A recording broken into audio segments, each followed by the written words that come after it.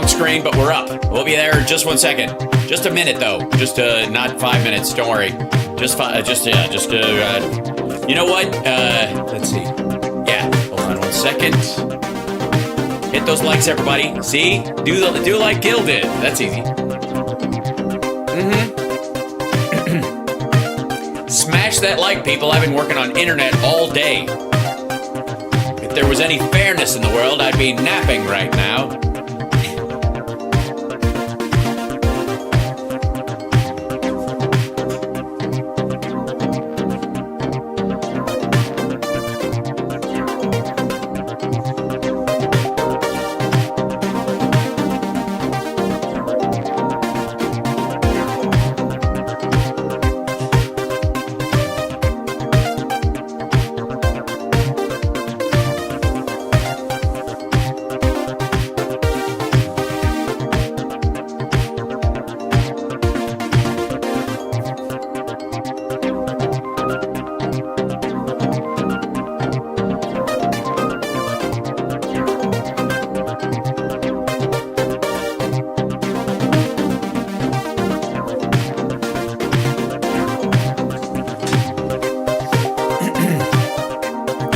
Let's just get started. What the heck? Let's just go. I'm just saying. It's too good. Hi everybody. Welcome to the show. It's Hal Sparks Megaworldwide. Like, subscribe, give a thumbs up, support the show. Patreon.com/HalSparks is a great way to support the show. I'm just saying. Also, there's that little pesky Venmo that's tormenting you, and I know you're like, I get to send that dude $1. Just $1. That's fine. $1. What is it? Nobody will even have to know I watched the show secretly. Anyways, nobody will realize that Hal is my backdoor man. Who's easy peasy lemon squeezy. Now, there's too much. This is too much. Ladies and gentlemen, I'm just going to tell you right out of the gate, there's too much. To cover everything, I couldn't do it. I'd be a 24-hour stream nonstop, and I have family and a child and relationships and friendships, and it torments me sometimes because, I know that when Donald Trump loses this fall, it's all going to come to a grinding halt, and every day is going to be just another Friday AI episode where people are like, oh, I'm kind of interested, but I don't know. Anyways, that said, let's talk about Alex Jones's recent good fortune. Did he officially get the doors locked on him? I mean, I haven't looked at him since he was crying day before yesterday. Because what's the phrase I'm looking for? Don't give a fuck about him as a person. I'm just saying, that's a dry. Okay, anyways, I would like to say that and then move on to just, you know how much I wait for it. You know how much I like. Well, first, let me say, chat room, I love you guys. Let's just get that out of the way. And secondly, whoops, there you go. Where'd you go? So, no, there's something, he's liquidating his assets? Can I buy the desk? I don't want to pay him any money, though. But the money will go to the Sandy Hook people. Oh, fuck. That's actually a great idea. Hey, Sandy Hook people, can I buy the desk from InfoWars from you? I'm dead serious. I would love to buy it from them at the whatever fucking Alex Jones yard sale they have. And I will just, because it's huge, so I could fit Infotainment Wars across the front of there. I'm just saying... come on, for real. But until then, 666 Super Chats help the show a lot, as do 999. I would give it a good scrubbing, that's true. Although it is because of him and Nick Fuentes that I have my theory that, not that these guys don't enjoy a good slice of trans porn and gay leather daddy porn, and if they do, hey, who gives a shit? But it's also a great way to hide messages from foreign forces. I'm just saying, if you bury it on sites, because if anybody accidentally stumbles across it, what are they going to do? Say they were on a underagetranny.com and they discovered, secret messages from the Russians. Like, oh, really? Did you just stumble on them? Did you? I'm not wrong. Just throwing that out there. That's where you would hide it. Okay, so now... And especially because if you're trying to round those guys up, you could get them to stumble right across it. So, here's the thing. Stop. We're going to move ahead because here it is. Ladies and gentlemen, this is the moment I wait for. It is now, it's a holiday every month now, is my, it's Maria Bartiromo Panic Attack Day. And this is, I guess, from this morning on Mornings with Maria, that she was waiting for the jobs report. I hope they have a good wind up on this. I haven't watched this, but I wanted to watch it with you guys because, come on. Okay, here we go. 1,000. Whoops, hold on. Why am I not hearing it? You bastard. Nancy Lazar was right. Okay. You hear it. I don't hear it. Hold on one second. That's my headphones issue again. It's a thing. Dip-a-doo. See if I can hear it. Hold on. She was right. Hold on. Come in here. This is something. 272,000. Nancy Lazar was right. She was right. She was right. 270. 272,000 jobs. 2,000. Everybody, the estimate was 100. Look at her. Look at her up in the. Don't hide her in the fucking corner. Nobody puts Maria in a corner.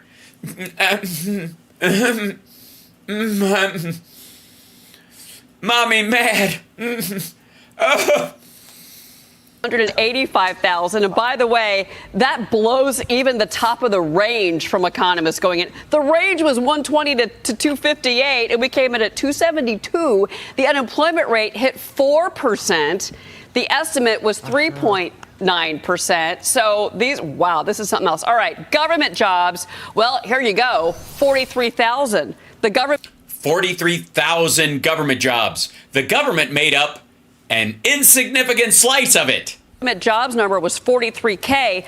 Last month, it was only 8,000. We don't get an estimate for that number, just to let everybody know here. Okay, let me go through some of the other pieces of this. Labor force participation, that rate 62.5. That's a little weaker than last month. And then a little. Again, that rate statistically insignificant.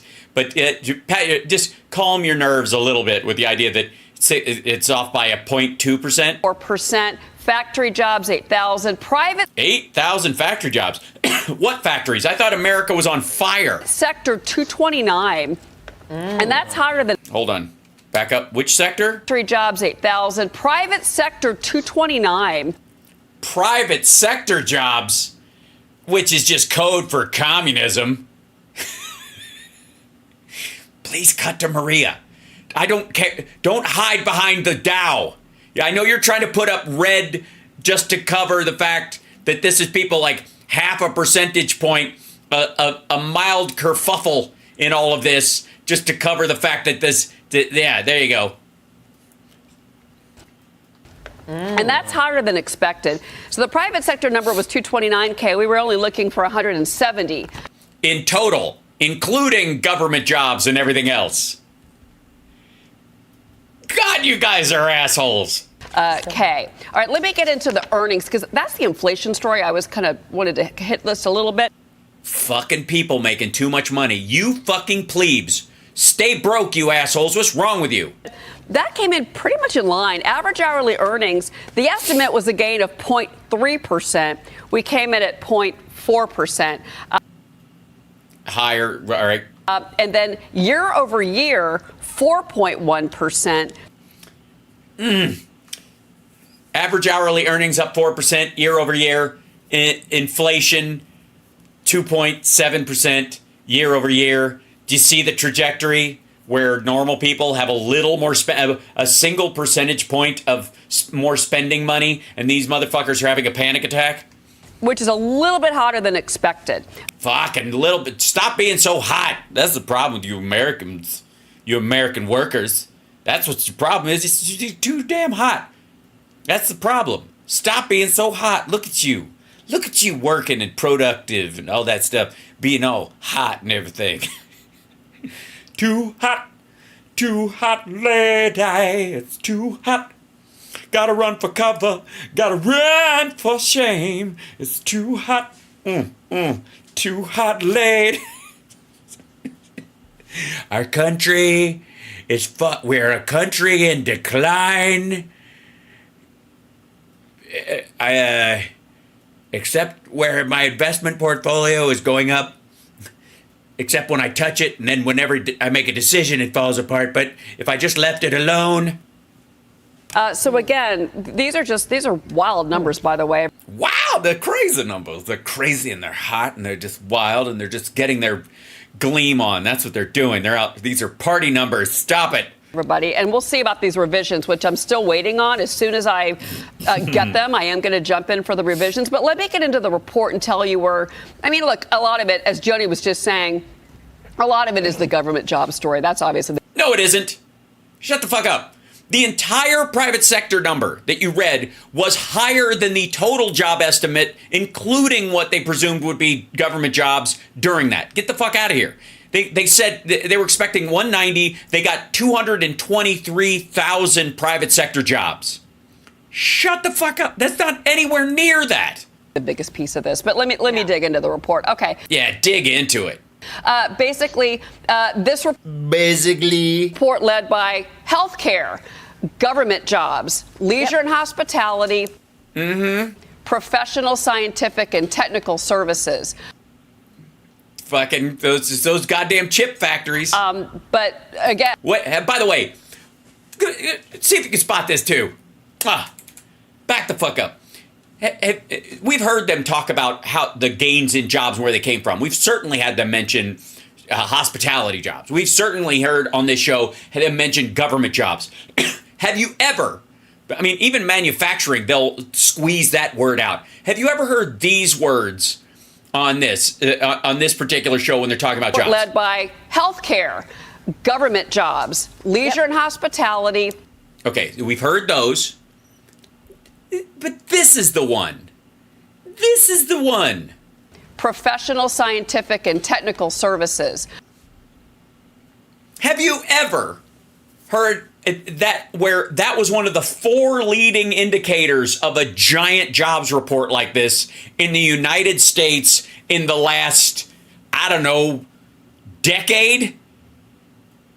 Right? Seriously.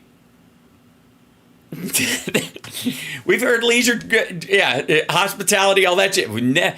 Scientific, oh my God, and technological. Oh, big tech. Oh, big tech. Science. Oh, it's big pharma, probably. Oh. But again, that's what the government is saying, and that's exactly what Joni was. Yeah, which is bullshit. Who believes the government except when Trump's running it, and then everything is true. Saying as we went into this, Maria. Okay. So the revisions are key. I'm going to dig into this right now. Yeah.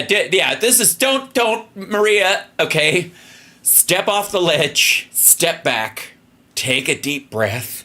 Okay, don't jump. I'm going to give you some. Don't worry. I will give you some numbers that I fondle into being bad for America. Don't worry. We'll get back to you on the revisions, Cheryl. I know you're watching that. Markets are down across the board on a much stronger than expected jobs number. Fucking, that's the thing. These working people ruining the stock market for the rest of us.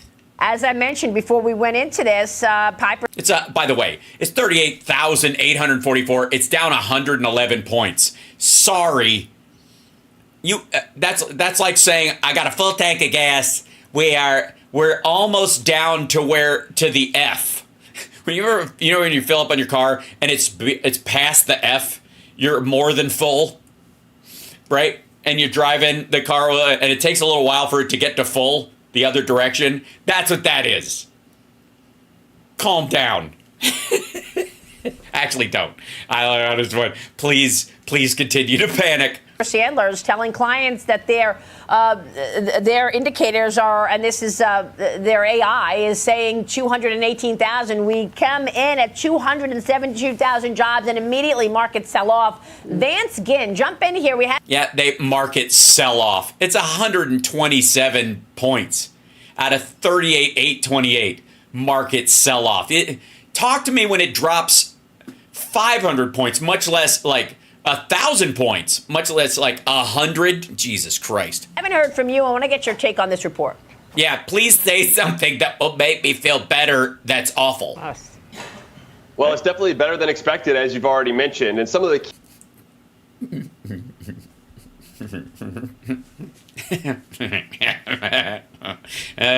that's fun. It's just fun. It's fun watching each of them have to say it. It's kind of nice. She's trying to punt it over to them so they can throw her a bone. Look at her. She looks like she fucking just swallowed a handful of like like laundry detergent. Just key things that I've been looking at have been part-time jobs, which were essentially flat for what I can see so far in the report. When you look at government jobs, which has been growing. So the rise was in too quickly, and unproductive government jobs, taking from the private. Unproductive government jobs. What good is government jobs? I mean, unless you're actually doing infrastructure improvements. Unproductive? Okay. So when a bridge doesn't collapse and kill people, that's good.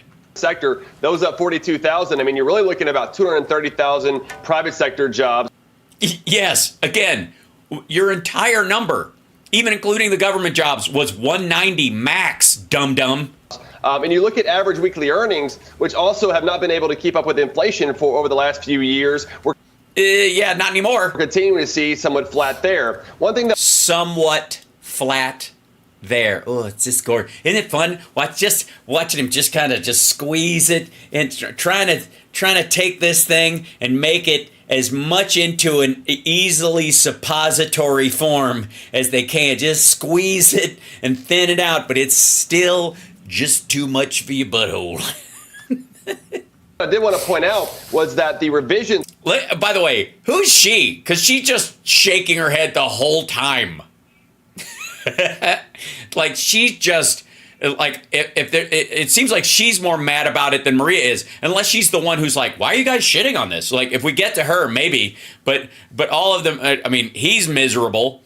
She was glad to be the one to read it, but now she's not good. Look at the year over. It's good. I don't know what's going on with her or this guy. Is like, just keep smiling. Just.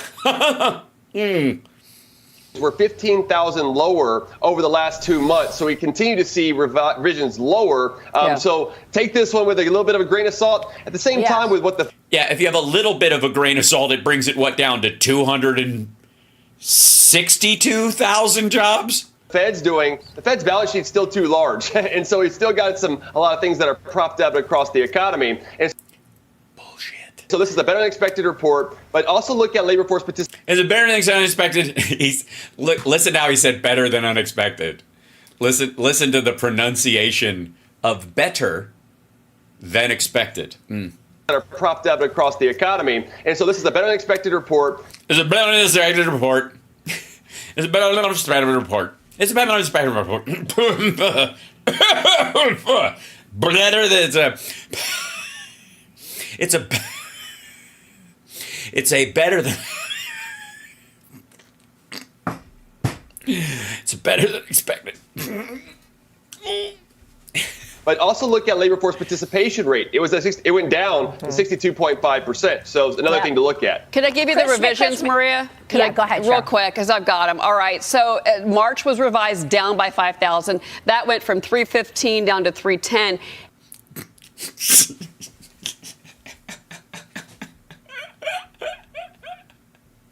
Well, that's all right. That seals the deal. I guess hashtag rip Portland then. Shit. They revised down the 315,000 jobs added in March to 310,000. We're doomed.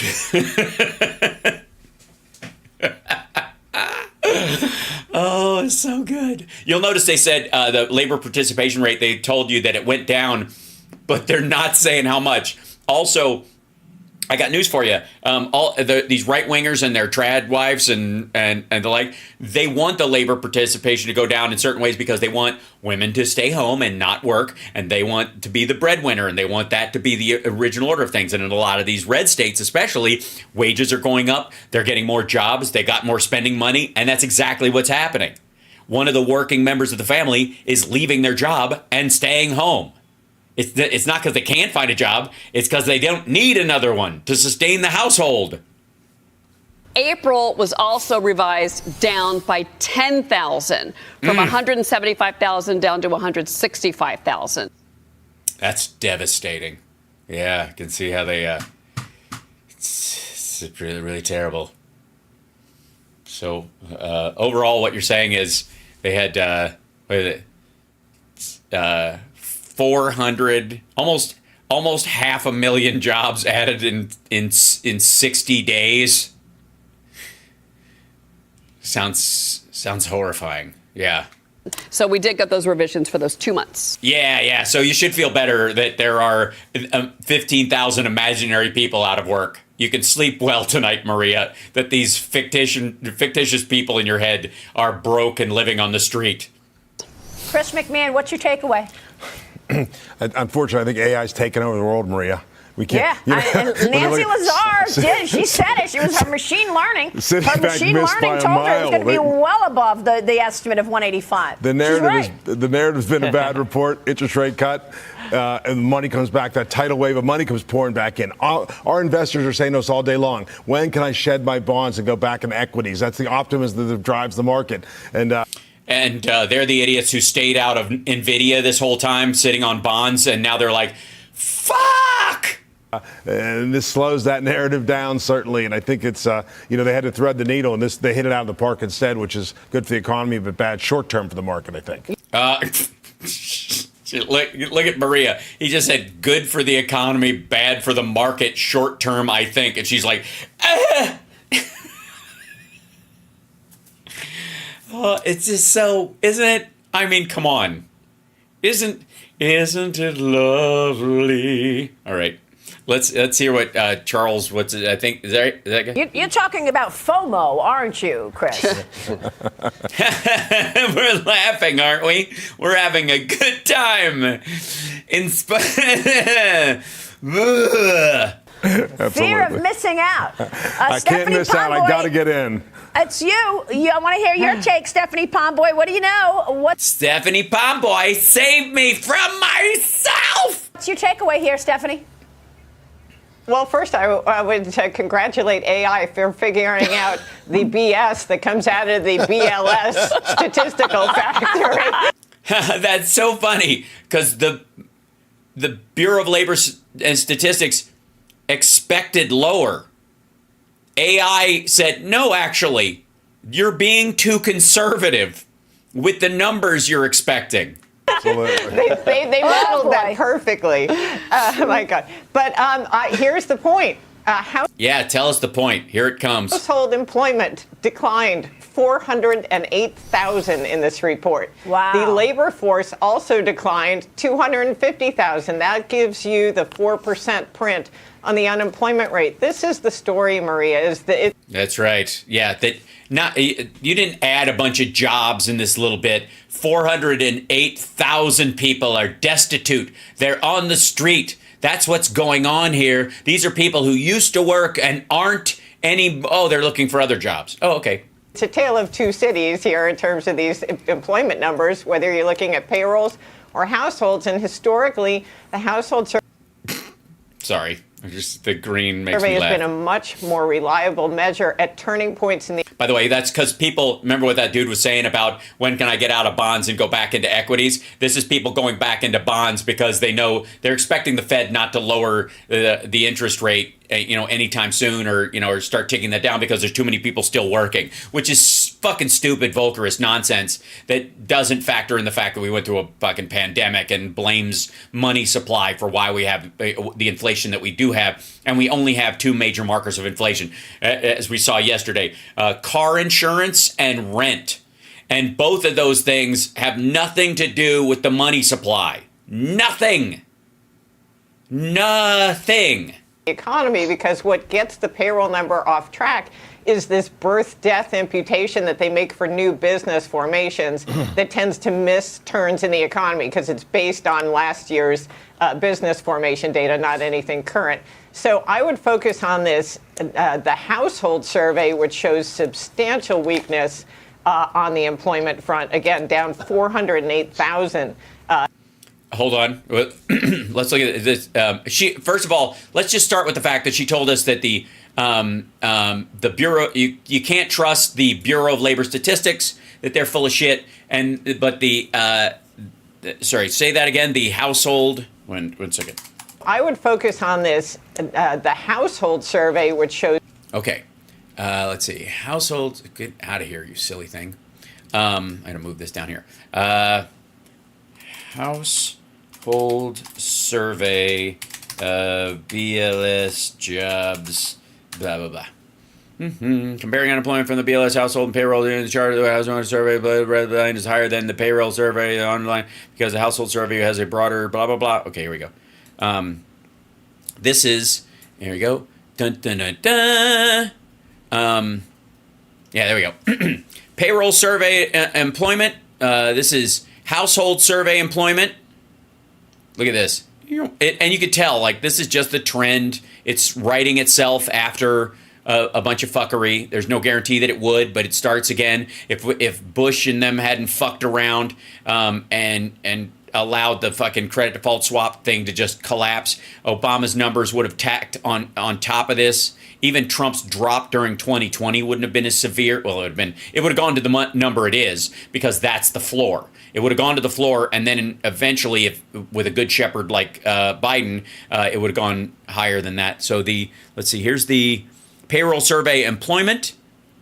This is the household survey of employment, and this is the adjusted household survey employment. This is what she's talking about. This is May 2024.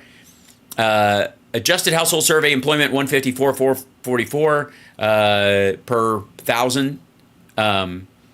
And adjusted, let's say household survey employment 161 unadjusted for this payroll survey of employment. So it's like it splits the difference. Again, I would like to remind you, she was just telling us how don't trust the BLS's numbers, but pay attention to the BLS's numbers in this one area. Substantial weakness on the employment front. You mean like this part, Trump's last year in office? You mean that part right there? You mean this line where the American people are digging themselves out of a fucking hole?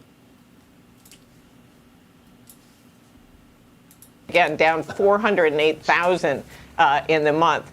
And I think that's really the story. And I would go on to point out that the unemployment rate has now increased 0.6 percentage points. It sounds like nothing, from 3.4 to 4.0, still very low. But historically, when you rise half a percentage point, you then go on to rise 3 full percentage points from there. So not. Do you? Do you now? Do you? Is that what happens? Every time we have a pandemic? You mean the last time we had a major pandemic and everybody's businesses collapsed and a million people plus died and stuff? That's what statistically happens? Not to get too deep in the weeds, but that means we're looking at a 7% unemployment rate before all is said and done here. Well, you know what number I don't like, Charles? When is the all is said and done? Oh, you mean like if a Republican gets back in power? Charles, is this wages. The wages, average hourly earnings up 4.1%. That points to inflation, Charles, a couple of days before. I don't like this, Charles, because wages are outpacing inflation. And that's terrible because these average dickwads out there have more money to spend and we're better than they are. And anybody with extra money in their pockets is just going to spend it on stuff and the prices are going to go up for everything, even though not everybody buys the same shit. Before we get the CPI on Wednesday, your takeaway. No, you're absolutely right. And I think some of the composition, less retail jobs, less lower paying jobs speaks to that. But I tell you. Yes, what are you doing? Rooting for broke motherfuckers? Less lower paying jobs. Imagine viewing that as a net positive. We need a rise in lower paying jobs. I mean, have you ever seen a bigger random stack of assholes in your life? Yeah, you know, it's when I was saying before, we were poised to go up a lot more. When I was saying before the numbers came out, when I had an entirely different storyline that I was going to push to attack Biden, and now that the numbers are big, I have to just kind of duct tape my bullshit together in another form so that I can use the same argument even though the facts have changed. And we went down. I mean, think about this. So far, the move to the downside has been somewhat mitigated. Somewhat mitigate. I love it. How do you not love this? How do you not love these assholes just trying to it's literally like, we've heard of turd polishing. These guys are trying to make gold look like shit. It's like inverse alchemy. Is there any way, Maria, I can help you turn this gold into lead and then form it into a cup and drink out of it until there are holes in my prefrontal cortex? You think about how big of a beat this is, and that's because, to Stephanie's point, 250,000 people left the labor force. I mean, really, if you just say how great is the labor force, there's so many jobs out there and they're paying so much money. Why would 250,000 people leave the labor force? Because they don't have to work, because they had those lower paying jobs you're talking about, and their significant other is making enough at their job so that they don't have to fucking flip burgers. You asshole. They don't have to take a side gig to make ends meet. That's where those people go. It's like, why would they drop out of the labor force? I mean, why do they not have to work if their income is, their partner's income more than likely is outpacing their costs? That is mind-boggling. The unemployment rate has gone up for almost every group. Also, 27 weeks or longer. Also, it's 4%. It's 4%. Long-term unemployed grew, and it's up month over month, year over year. So there feels like there may be a group of folks who, if you haven't gotten a job, just like in the initial jobless claims, yesterday, those longer-term jobless claims are starting to grow. We're getting closer to 2 million. That's a worrisome. Also, employment to population ratio. This is one of my favorite gauges because it adjusts for our population. It's actually down month. So does the unemployment rate. That is based on a percentage of the working population. Over month and year over year. So, there's still parts of this that points to an economy where. Yeah, sorry, you were saying? All right, now somebody in the booth is just fucking with them. Like it took them that long to program the shit in. Tell me, sorry, you were saying something about shittiness? Shitty world, shitty? Just all shitty? Things were shitty? You were saying something about, I don't know, something about people being, the world, America being shitty and something shitty happening. Yeah, I forget.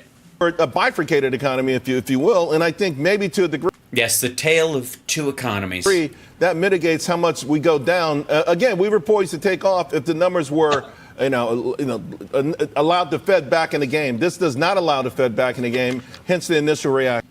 To the market. This does not, quote, allow the Fed back in the game because the Fed is run by Volckerites who believe that that inflation is caused by money supply and not by supply shock and the impacts of the fucking pandemic, and they want to solve for this fucking equation without adding up what X actually stands for, which is the giant gap in the economy that was created by fucking COVID and the purchasing power of America versus the rest of the world that brought so many goods over here, and the ability for people to just continue to buy things in the United States on a baseline level, which is higher than anybody else's. If you're a multinational corporation, and especially one that's not based in the United States, and one of your main gigs is to leech off the American people, this gets a little upsetting to you because for a while you can raise your prices, but they'll have other places to go, namely businesses at home to spend their money on. Well, and what about the Stephanie's point of the house? Yeah, what about it? Households down 408,000. Did you see, so Bloomberg did a piece, an amazing piece. They have a woman amazing over there, Anna Wong, who's just fantastic. Anna Wong is amazing. She's amazing. Hold on. Let's see. Bloomberg, Anna Wong. Yeah. Let's see. Anna Wong Bloomberg. What's her most points? Anna Wong, chief U.S. thing. What's at risk as half the world's GDP heads into a new economic building toolkit? Why recession? U.S. I think I know why they like her. Well, maybe, I don't know. This might. This is the article she wrote in, and I can tell why he likes her. Hold on. This is the article she wrote in October of last year.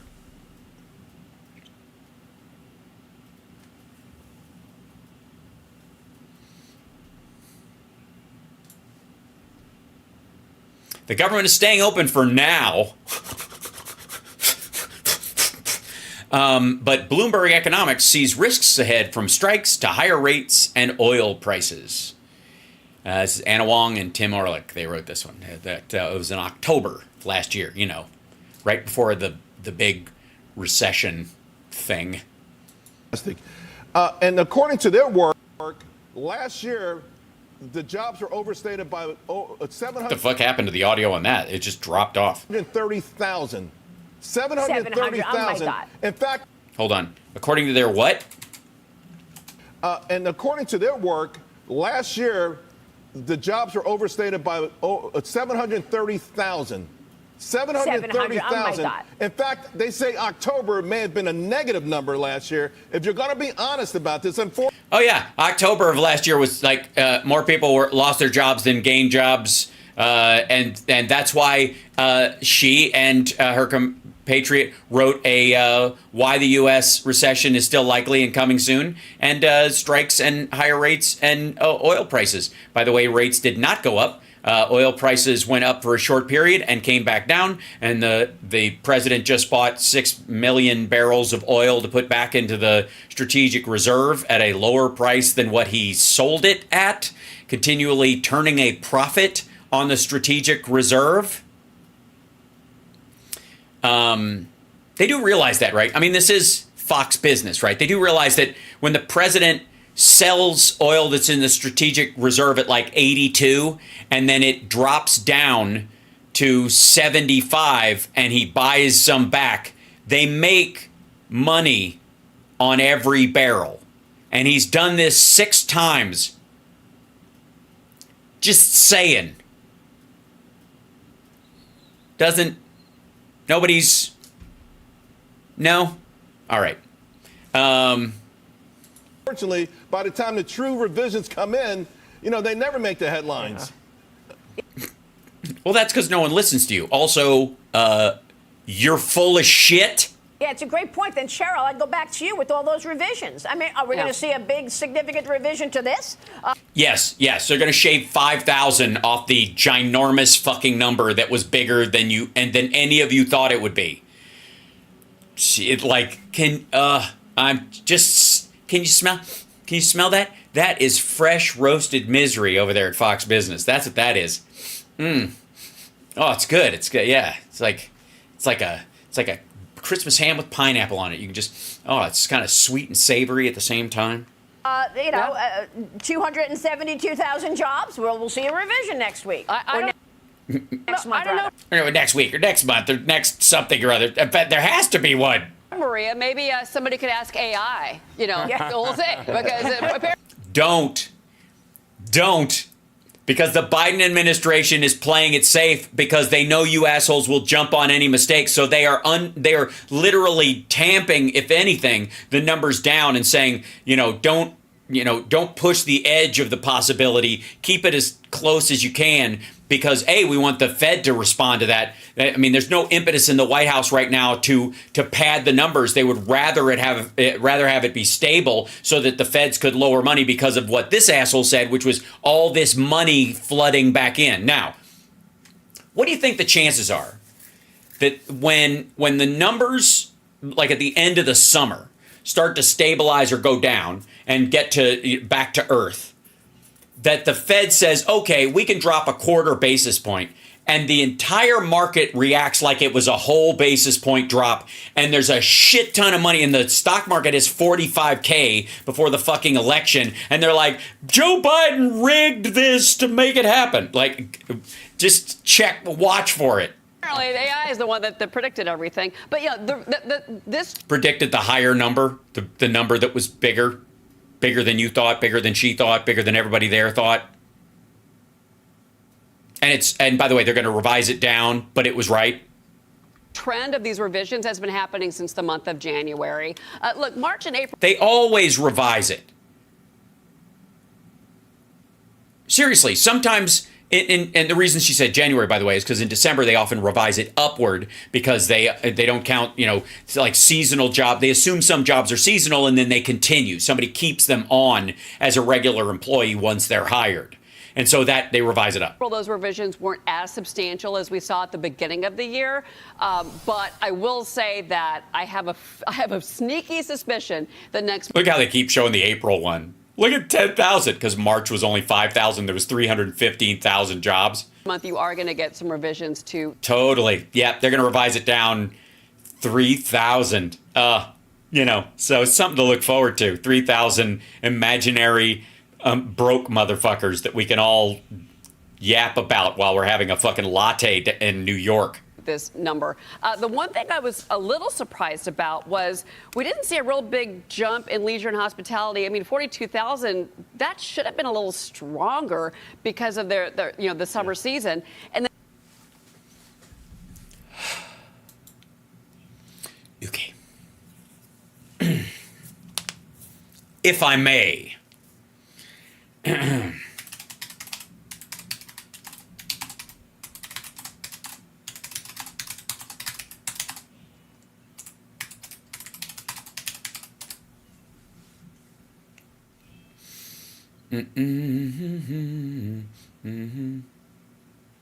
Let's see, where is it? News. I want news on this.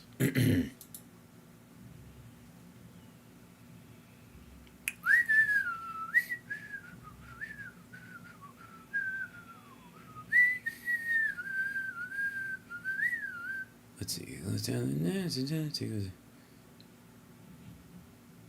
Hold on. I need to find the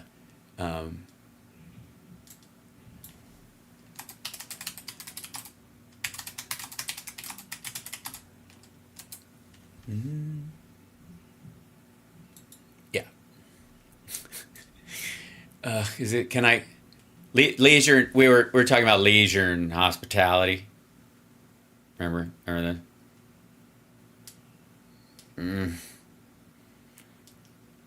2 days ago, ladies and gentlemen. 2 days ago.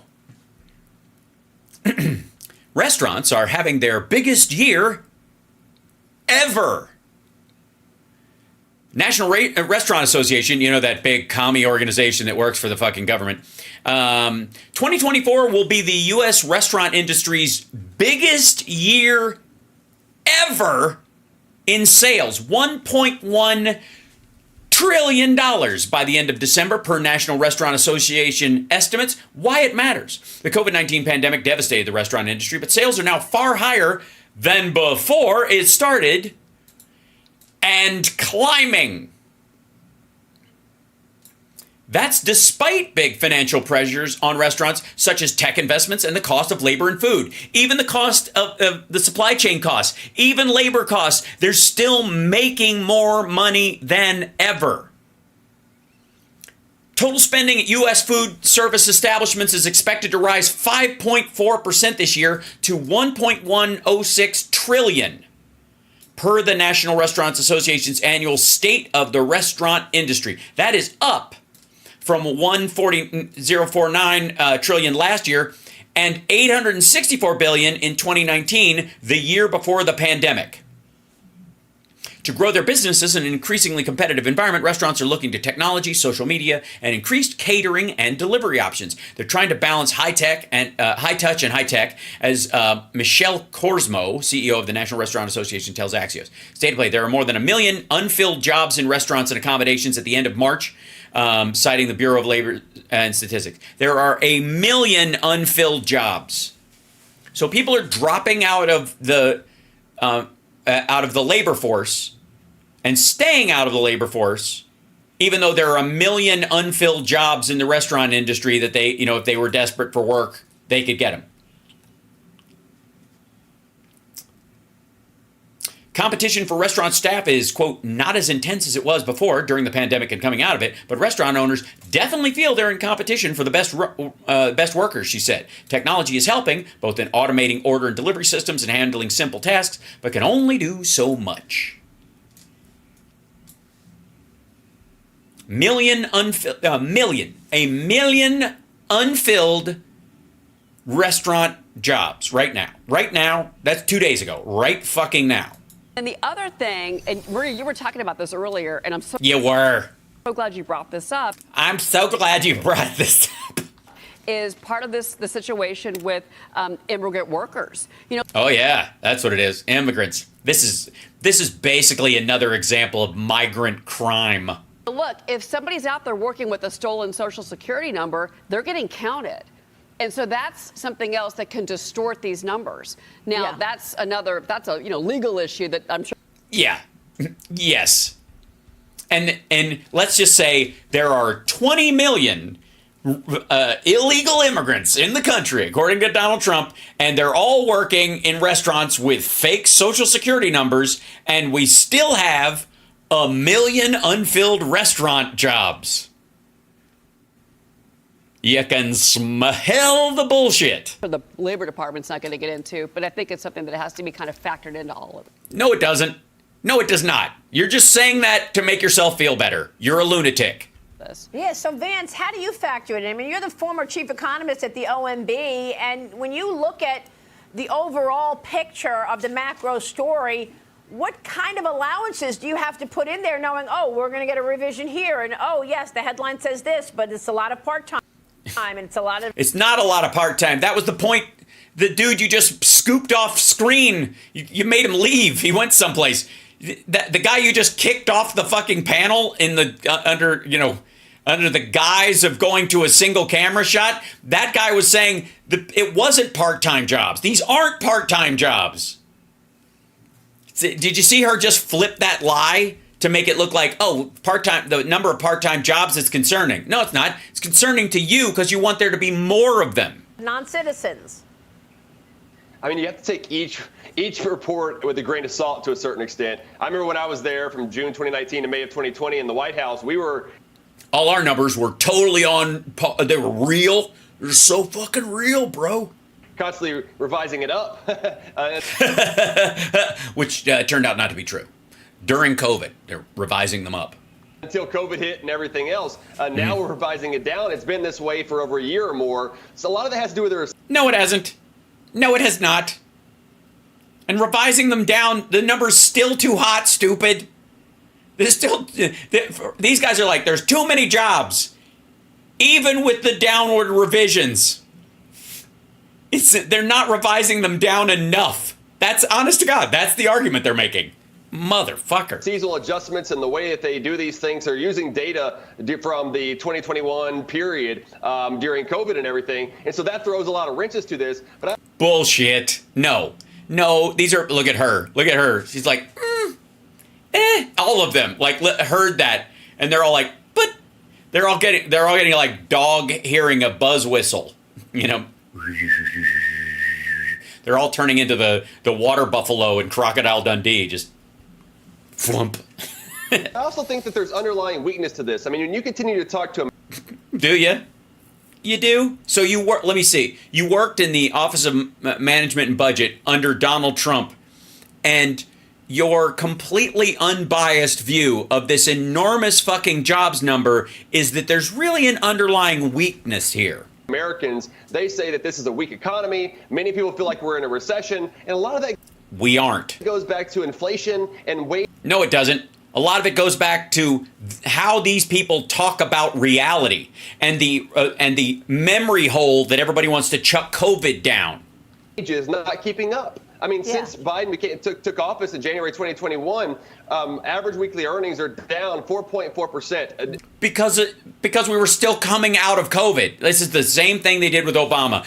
Under Obama, more people ended up on food stamps than anybody, than any president in history. Yeah, more people also came off of food stamps under Obama than any president in history because it was directly related to a temporary fix to deal with the crash of the Great Recession. Same thing with COVID. Adjusted for inflation. That's not a good situation for Americans. It's terrible. I know. Thank you. Thank you for putting it that way, because it's terrible. Wages are down as inflation goes up, right? Prices are up. They're eating into wages. That's why we see the polls the way that we do. No. And you'll notice none of them are talking about consumer confidence, because it is stubbornly high. Chris McMahon, you've got to tell clients something at this point. Well, yeah. Do you tell them to listen to us, or do you wink and nod and say, get into equities? The number's gonna come down later this year, and if you buy in early, you'll get some stuff. And you may have missed out on Nvidia because you're fucking stupid, and I'm your broker. But advisor, what do you want to tell clients about how they should be reading this report and what this means for allocating capital for the rest of the year and into next year? That's the question of the day. I mean, it so is, because on the one hand, I want to tell them there won't be a next year because that's Donald Trump's line. On the other hand, money, money, money, money. We've been telling people forever, right? Buy the dip, buy the dip. That's what we say over and over and over again. But there's no fucking dip. We're saying, consider now a little bit more cash. Certainly there's not going to be a Fed rate cutting soon, so you're going to be paid for that cash. So we're saying, the term sell the rip. You bought you had some AI stocks go crazy. You have some great gains. Sell those things. Okay, yeah, that's what he's talking about right here. Sell those gains. That's what he's telling people. That's why that's the fall off you've seen since 40K. That's people buying, like, they're selling the rip. They're selling they're taking profits out. You take some level of profits out if you're a long-term investor. Every so often when it gets very high, with the assumption that it might go back down again, you could buy back in, but you're like, this is getting up near a nerve. This is making me nervous how high it's getting, and it's too expensive to buy more. So how about I sell some of it, and when it goes down, I'll buy a little bit. That's what they're counting on. None of the stuff worth buying is doing that, though. Take some money, keep some powder dry, and maybe make that allocation, Maria, that 60-40 or 70-30 allocation. Take 6, 7, 8, 9% more out of equities, put it in fixed income, and just take a breath. And let's get ready for the election period. I think that's a good way to go. Jesus Christ. Well.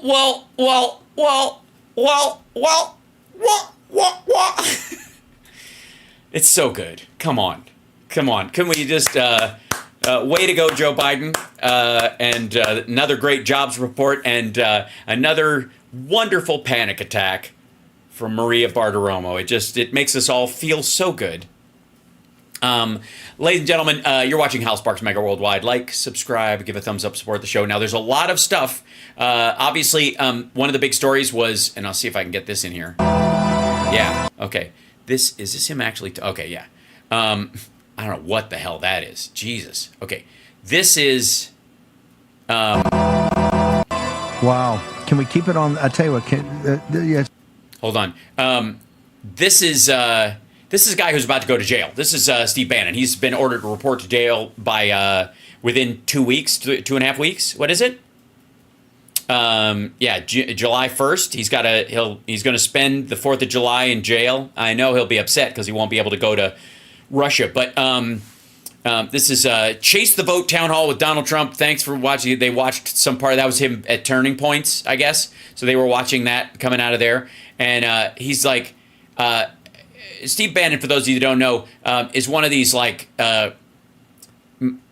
machismo fucking comfort pillows that the right has, where like he's always acting or using a lot of butch military language, and yet he's the guy you would have to help off the plane if there was a crash.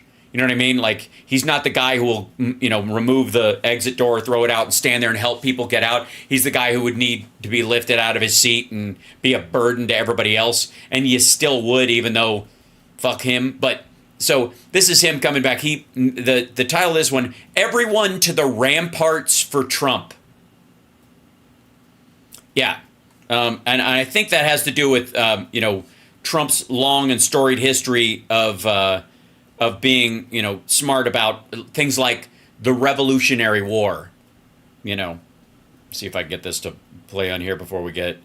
Come on, it's got to take a second to wake up. Sometimes it gets a little sleepy. Our army manned the airport. There you go. It ran the ramparts. It took over the airports. It did everything it had to do. Yeah. So for those of you that don't know this, and those of you that don't would be, I guess, Joe Rogan and friends, that was Donald Trump saying we took over the airports during the Revolutionary War, because he thinks ramparts and airports are the same thing. So if Trump read this, it would go, everyone to the airports for Trump. Well, that's where I mostly have my rallies these days, at private airfields. Keep that up, Denver. Keep that up. Well, thank you. We're in battleground. Arizona's a battleground. The real. Yeah, no, it isn't. It's adorable when you say things like battleground states, but it's a challenge. It's going to take focus. All those boring words.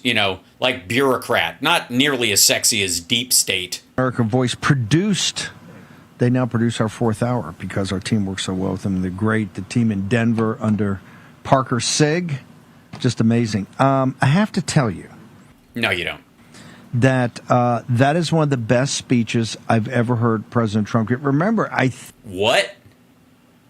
Gee, I haven't even covered that one. He was a fucking mess. That was the turning point speech he just did? You think that was one of the best speeches? Get the fuck out of here. Come on. Stop it. I think it's 2 years or 20 months since President Trump was in Arizona. I think it's something like almost 4 years, somebody told me. Yeah, and he can't muster up a fucking rally, so they just had to put on a Turning Points event there, have people from all over the country show up, like they do, like a fucking NRA convention, and then he gives a speech to them and pretends they're all about him. Phoenix. So. Yeah, I'm familiar. What are there? Phoenix, Tempe, and Tucson? And Bisbee, I think that's where Doug Stanhope lives. It's right on the border. We'll get that straight in a while, but I got to give a hat tip to Charlie Kirk. Charlie follows us at 12 noon on Real America's Voice. What a venue. The Dream City Church seemed. Oh, okay. So they didn't even hold it they couldn't even afford a convention center, so they had some church give them the facility for free. This makes so much sense. It's all coming together. Can you imagine if Democrats, when they wanted to have a fucking get out the vote thing, if they could just borrow a church for free? Like it looked like 5, 6, 7, 8,000 people. They're just absolutely incredible. What an audience. The president, he covered it all. He totally did. He covered the spit. He spit on the podium. He blathered about. He said something about trying. Yeah, and that was pretty much it. And then he said a bunch of the same shit he always says. He covered. And you know what he really did? And I haven't seen him do this enough. He bitched about his legal problems in front of a large group of people. You know what I mean? That takes guts. Economics. He covered obviously the border. Obviously. National. Did he cover the part where there was a bill that would have solved a lot of the border problems, and he forced Republicans to not vote for it? Did he cover that part? I didn't get to see it, so I assume that had to be part of it. He was like, I'm very proud that I destroyed the only realistic border bill that could have gotten passed bipartisan through the House and Senate. I scuttled that so that anyone who sneaks into the country during the time from when I did that to the election or even beyond until they actually pass it is if they commit a crime, it's my fault. Did he say that part? Did he take responsibility for any migrant crime that happens since he scuttled the bill? I don't know. Security, what's happening in the beginning stages of the Third World War, the economy, spending. Oh, we're on the brink. Yeah, we're on the brink of the beginning stages. What are we making a flan? The beginning stages? What are we whisking the egg whites at this point? The beginning stages. Energy. This is the foreplay of World War III. The woke social. I mean, the whole thing you can tell is energized. Mm-hmm. You mean? Think about it. Think what he's been through. What's he been through? He had to sit in a room while other people did their job. What's he been through? What? Worry? Welcome to my fucking world. Welcome to the reality.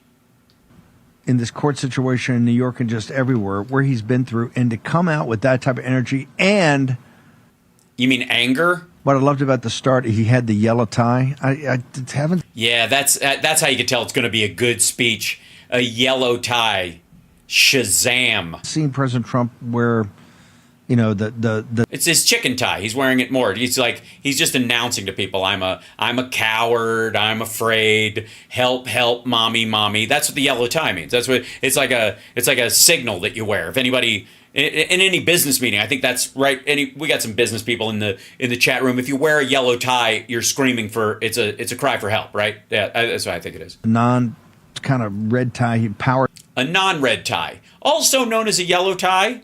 Blue ties, often referred to as non-red tie he wears. We had the yellow tie on, and of course, played it up great. So I did that for the sunshines out here, and that was very hot, 103 degrees in Phoenix. Yes, and he made those people wait in the fucking sun during that whole time, and then he bugged out and went to a fundraiser in San Francisco. A packed house.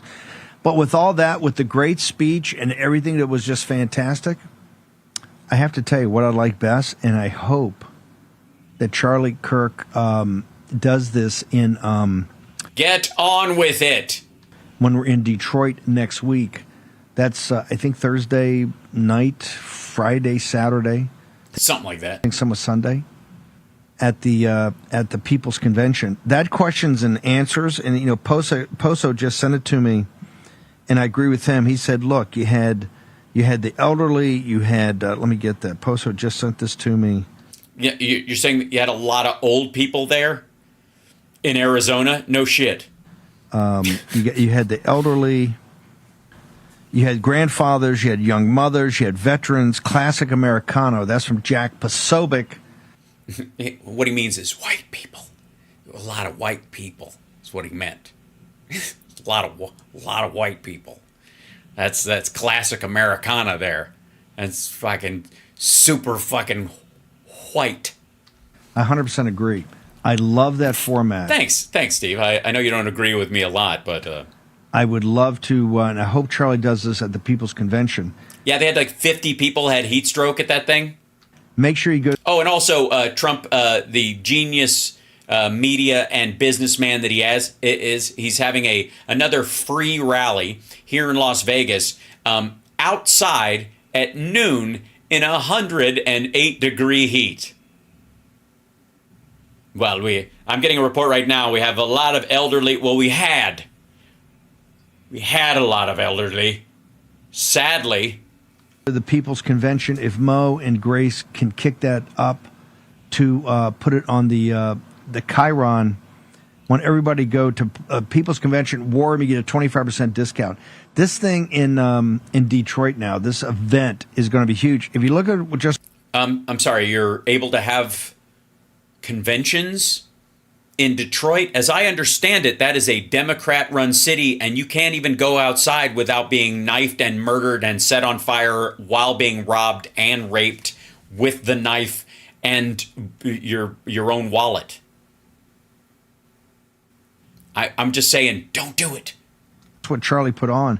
I think it's the only stop in Arizona today. I think they flew in, they did this.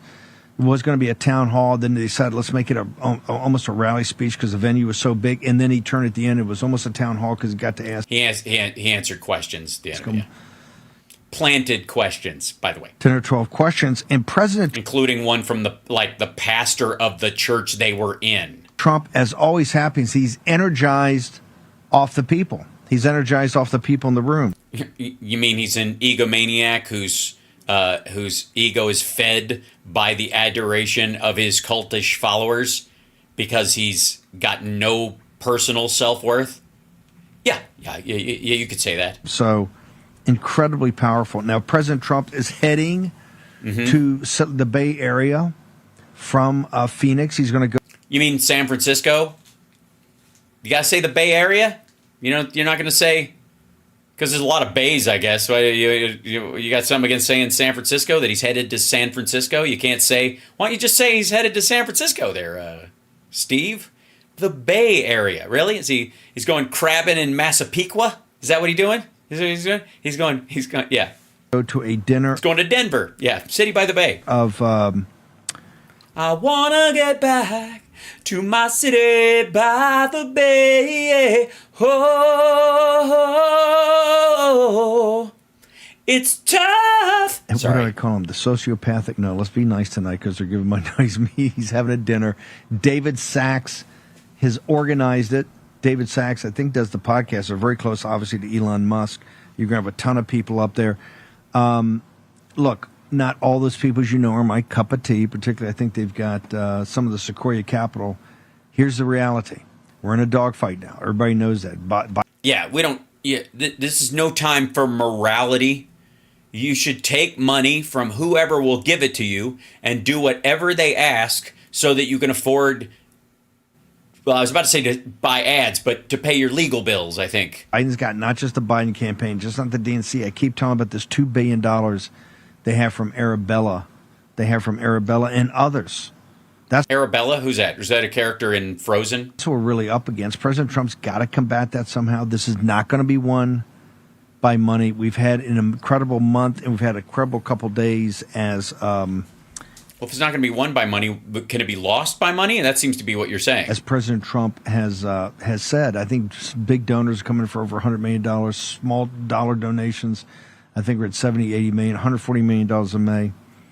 30% of the small donors had never given before, another huge indice. So just absolutely incredible. He goes tonight. By the way, the reason it's 30% is because one person gave $100 million. Of the 140. Notice how it was 178 or 150. It was 58, and then it was 174 or whatever. Now it's 140. You talk about revised down. To the Bay Area, they're going to have this big dinner with the swells. But this is what I keep telling people: is don't get upset that he's going to raise money from people in San Francisco. Don't get upset about that. Don't even think about it. See, you're thinking about it, aren't you? You're not supposed to think. Don't think in general, I think, is the best way to go. I think. Damn it, I was thinking again. Be too negative. It's showing that these guys are smart. They want to be on the winning team.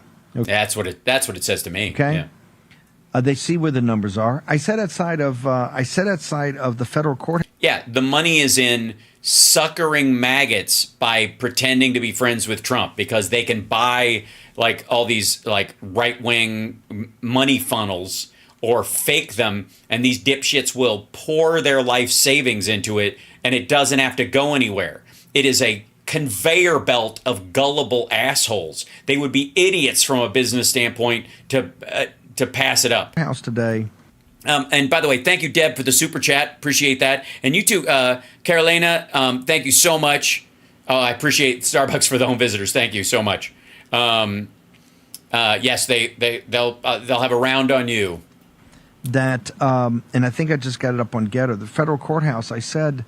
By the way, the internet today alone cost me $400. It was a big day. Yeah, just trying to get us back up to running. Seems to be running smooth. And I pointed right to Sarah Murray over at CNN, who was there, and I know Sarah. And I said, "Hey," she asked. She was saying something at the end, and I said, "If Harry Enton." Somebody talk of Harry Enton, the pollster at CNN. If you asked him today, if the election's today, President Trump wins in a landslide. I just put up on Getter here a minute ago. Wait, you don't even have to tell us. You put it on Getter? Obviously, we've all seen it. And also in terms of the polling thing, bullshit. An exact same. There's another one that just came out. There's another poll that just came out that I just posted that once. Hashtag polljacking. Again, it's a separate poll. I'm not sure it's Fox News. It's a separate poll. Takes the battleground states. President Trump wins every one, and he's like tied in Virginia. He's tied in Virginia. But if you did them all today, it'd be another blowout. It'd be another landslide. Yeah, and if you'd had the election in, May of 2011 or 2012, you would have had... May of 2011, Mitt Romney would have won? Is that the idea?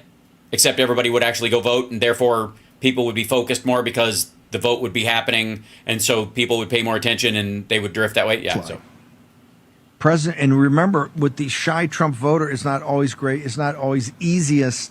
It's not always easiest to get to be able to get the real reading. We always poll a little lower. No, you don't. You always poll higher. That's why he lost the fucking popular vote in 2016. Than we represent at the ballot box. Gibberish.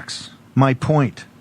You see Trump today in Phoenix, Arizona at the Dream Church, and you see Biden stumbling around. The wife is telling him when to sit, when to stand. He kind of dozed off. Coach Tuberville, whose father landed at Utah Beach, and spent his entire, the legacy of his time in the Senate will be denying people promotions in the military when he himself did not serve. The tank driver, one of the highest, two of the highest casualty rates, well, three of the highest casualty rates, I think, in the war were the submariners, the precision daylight bombing of the 8th Air Corps and others, precision daylight bombing, and then the tank commanders, the tank drivers. What? What do you think, they were alone in the fucking tank? Do you think the tank driver is in the weakest part of the tank? You out of your fucking mind? Tuberville was there, and Tuberville put out a really brutal tweet about Biden. Oh yeah?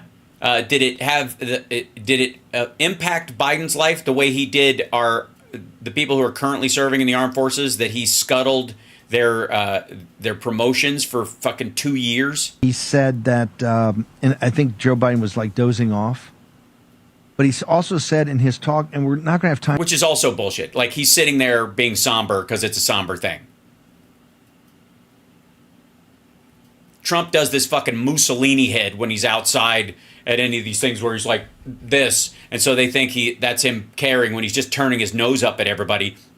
Biden's actually talking to people, and when he's talking to the guys who were actually served, the old guys that were there, he interacts with every single one of them, spent extra time with them. Like, it's absurd. To do it tonight, but we're going to work on it tonight. And Trump never went to the fucking, because it was going to rain. He didn't go to the cemetery because it would fuck up his I hair. have it tomorrow morning. I am going to do some more D-Day stuff. Remember, we just don't cut D-Day off on June 6th. We take it, we go through the whole Battle of Normandy. But what Tuberville said that's key is it was like a rah-rah session Biden's was for Zelensky, the situation in the Ukraine. By what? Supporting all democracies in the world?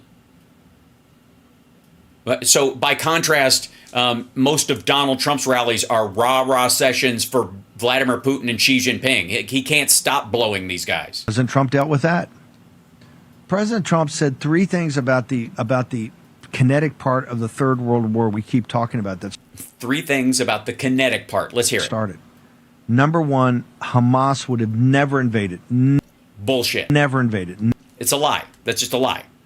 The impetus for the actual attack started when he recognized Jerusalem as the capital of Israel, when he moved the embassy, and when he recognized the Golan Heights and said that was officially part of Israel. Once he did that, the understanding from the Gazans was it's only a matter of time. If Trump stays around and they continue down the direction of these strongman leaders, both with Netanyahu and Trump in the office, they're just going to wipe out Gaza eventually. And Trump absolutely has said that you got to finish the problem. If he was in charge, he would just instruct Netanyahu to kill everybody in Gaza and get it over with.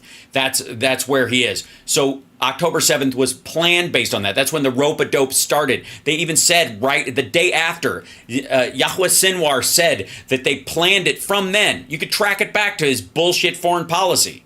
Never pulled that stunt they pulled. Nonsense. The President Trump was president. Gibberish. Number one, his intelligence services and the respect for him in the region would have had the information. Oh, that was a freeze. Their little cube's still turning, so that's on him. If the show got better for a second, he froze and was silent. He had been, Joe, you think I never look at the chat? Is that what you said? Been president, it would never happen in Ukraine. Putin and those guys respect strength, not strength of Boris Johnson and these pencil necks in Brussels and in Davos and in. You mean the people who are keeping the democracies of the world together while you want to tear them apart? Geneva. I mean, a real tower strength Donald Trump would never have done it. Not in a million years. For the record, I would like to remind you, look at his face. He knows that's bullshit.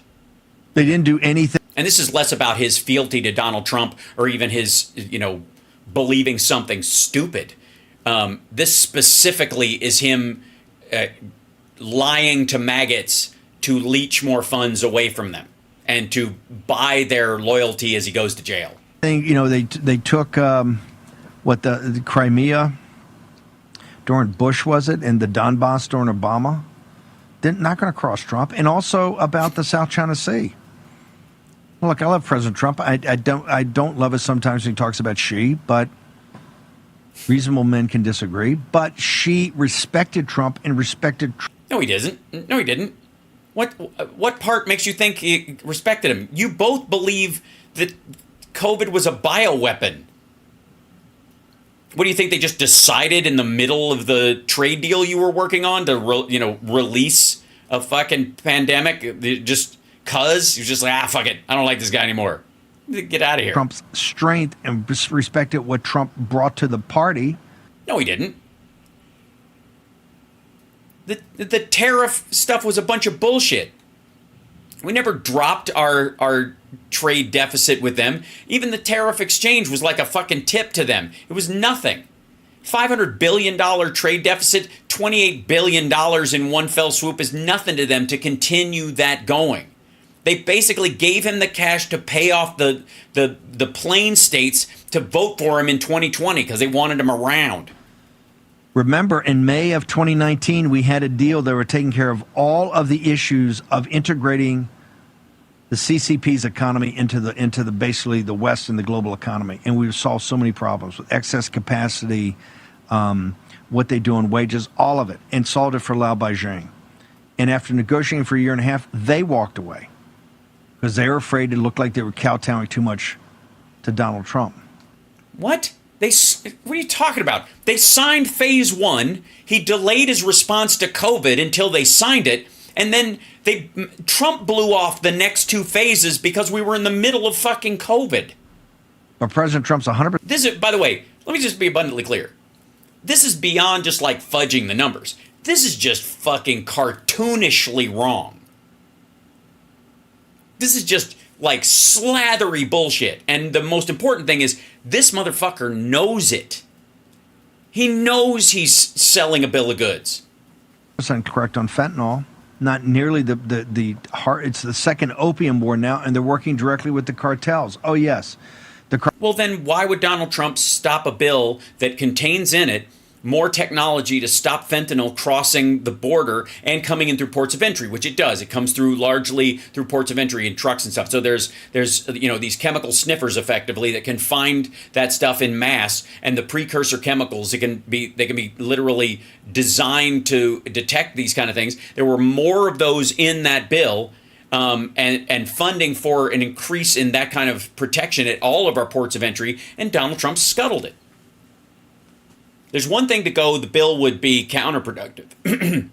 It's another thing specifically to guarantee that what it would have done to benefit it never happens. Cartels, they're in the failed narco state of Mexico, with now the new left-wing progressive president that'll be inaugurated, I think in October.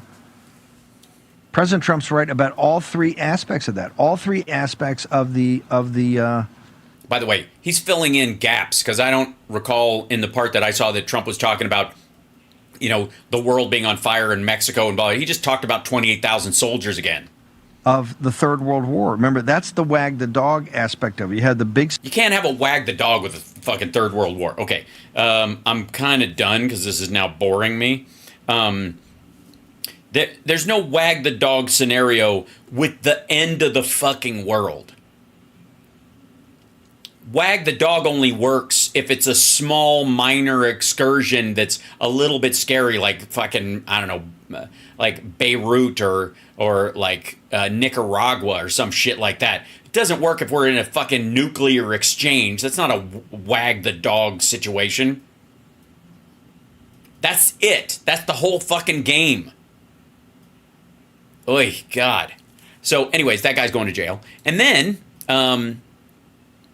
let's see. Go this one. Oh, yeah. Okay, so all right, let's see. Okay. So let's go with, ladies and gentlemen, you're watching Hal Sparks Megaworldwide, by the way. Thank you. And I think that shows taste and breeding on your part. And I got to say, I have not been thankful enough to our trolls lately. I want to thank you guys for being here, because not only when you watch and you click on the broadcast, but when you write things in the chat, that lets the algorithm know that this show is interesting, important, and motivating enough to pull an audience beyond just the cul-de-sac of, like-minded individuals. And it makes my show up in your also watched feed, and ties it to a bunch. Everything else you watch is now linked to my show. And so the algorithm is so great. The algorithm will go, oh, if you liked this show, you'll love if you like Glenn Beck, you'll love Hal Sparks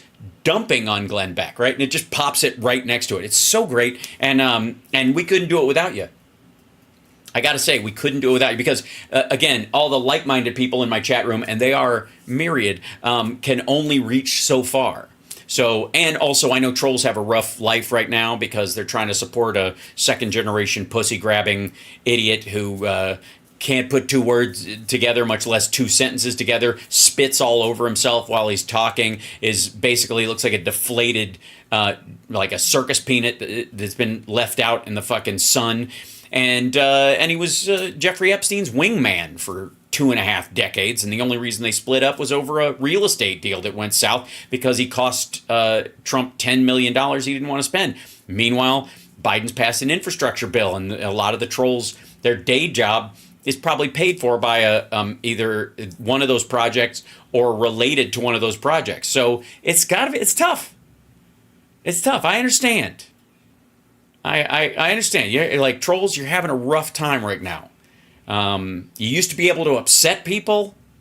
Now you can't. Now you say stuff and people don't get even mad anymore. I mean, 2013 must have been the fucking heyday, and I'm sure it peaked around 2016 or something like that. But it's been on a steady decline ever since. And I know you want to, you cling to the glory days of being a troll, and it's I'm just telling you, they're not coming back. Nobody cares.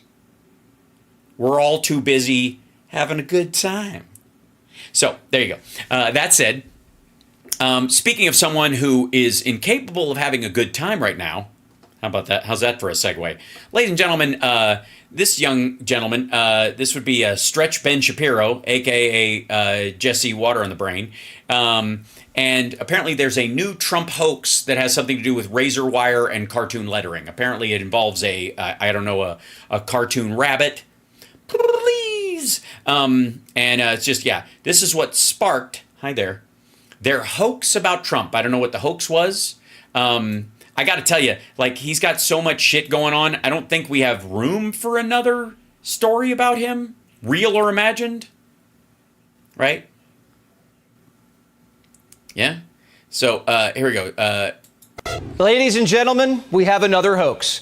Hot off the press from the... What'd you get, a fake diploma from someplace? Biden campaign, quote, Donald Trump confirms plans to jail opponents. Oh, okay. So Fox has been doing this, and that's why Sean Hannity had his little intervention at Bedminster with Trump last week, was because this is getting him in trouble again. So just like the dictator for a day thing, he stepped in it again when he started going, you're going to have to do something. This is, and his whole thing was, at first was, this has got to stop. And everybody's like, oh, okay, seize on that. And when he says it's got to stop, say, okay, he means that when he's president, this lawfare will stop. He's not gonna go after his political opponents. We'll pretend that's what he meant, and we'll just keep it there. Now, obviously, in this last speech, even the one that they just showed at Turning Point's, the little gaggle they had down in Arizona, he literally said, somebody asked him afterwards, in an interview, I think on ABC 17 there, that they were like, what they said, you're going to attack your opponents and lock her up and all that kind of stuff. And he was like, ask me again in 3 years, meaning after he's done it. So, but let's see. Hey, look, I love Jesse Waters and Sean Hannity, who both now have the job walking in the parade behind Trump with a scoop and a broom, sweeping up the turds. Biden's now accusing Donald Trump of doing exactly what he did. Which he didn't do. Naturally, the campaign coordinated the hoax with the media. Naturally, by putting words in Donald Trump's mouth and making him say them. We woke up this morning to headlines like these. The New York Times. Trump vows to prosecute rivals, put rule of law on the ballot. Trump vows legal revenge against enemies. Trump wants retribution. That's dangerous, unlawful, and un-American. I'm going to guess that one of these at least is, two of them look like regular headlines. One of them looks like an opinion piece. And this, because when it says vows legal revenge against enemies, that looks like a bit of a clickbait title on a particular story, but not too far off from it. Same thing with Trump vows on that one. This one, Trump wants retribution. That's dangerous, unlawful, and un-American. That sounds like somebody editorializing about it more than just this is descriptive. Now that puts rule of law on the ballot, right? The guy who got a thrill up his leg is now getting a chill. Donald Trump, who wants to put them before firing squads, basically. He wants to put them all in jail. He's unbelievable the way he talks about his opponents. I'm telling you, Trump could end up rolling the score. I've got the Congress. I've got the Supreme Court. I own it all. I am a dictator. Firing squads? When did Trump say firing squads? He didn't have to. If you'll recall, as his followers were attacking the Capitol and chanting "Hang Mike Pence" and Facebook living themselves talking about shooting Nancy Pelosi in the dome, he was arguing with, I think it was Kevin McCarthy on the phone, saying maybe they're more upset about the election than you are, Kevin. And then watching gleefully as the violence continued and refusing to tell them to stop, for hours. He didn't. No, you're right.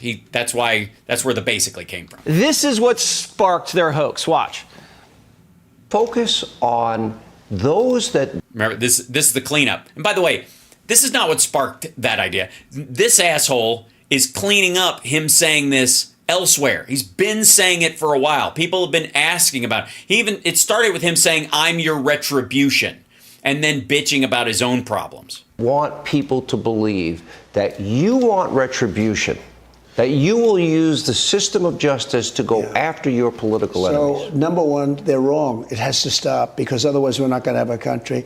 Look, when this election is over, based on what they've done, I would have every right to go after them. We can't have this. Why'd you cut the center of that out, Jesse? Why'd you? When he starts to, he says what Sean Hannity and he talked about, he was there to help him clean it up, and then he just can't stop himself. So you're gonna save him with the edit, you fucking wuss. Stuff go on, because you know what? When Biden goes out, everyone says bye-bye, and then he gets indicted 2 days later and they go after him. The country doesn't want that. Yeah, but he has to be guilty of something. And you know what? They didn't want it with Hillary Clinton either. After we won against Hillary, people would say, lock her up, lock her up. And I said, wouldn't it be terrible if I locked up the wife of the President of the United States, former, and locked up the former Secretary of State? Oh, you mean, wouldn't it be terrible if you did what you said you were going to do? For months? It's a terrible thing. So not locking up the guy that locked you. Nice edit, Jesse. Nice edit. You up is we covered that interview. Is retribution? What? If that's retribution, I want a refund. Trump didn't say he would lock his opponents up. He said he could, because Democrats opened up a Pandora's box when they did it to him. Could and would. Two different things. Yeah. And Donald Trump always sticks to his word. Plus, Trump says he wouldn't. It's bad. Because he knows he can't. And the truth is, he would have. He tried to do it with Hillary Clinton. And his own people said, you can't do it. It's illegal. She didn't do anything. You don't have anything on her. There's already an investigation going forward. If they find something, it will happen on its own. But if you interfere, you'll actually give her a way out. There's no way you can interfere in this. And he was like, what the fuck? I thought I could. And then he's like, I decided against it because it was a bad thing to do. Bullshit. He failed at it because his own people showed him. Same thing here. He's saying this now because he knows it's not possible. And he also, in knowing that, because he, like I said, he went through this with Hillary Clinton. His own people, who are way more suck-ups than anybody who would work for Biden, those people told him it's not going to happen. It can't happen, which means he knows that what's happening to him is not Biden's doing. For the country. But if you get your news from the Biden campaign, that's not what you heard, because they clipped his words like this. It has to stop, because otherwise we're not going to have a country. Look, when this election is over, based on what they've done, I would have every right to go after them. Just like dictator. That was your edit. That was the same cut he made. That was literally where he switched to the other video. Here you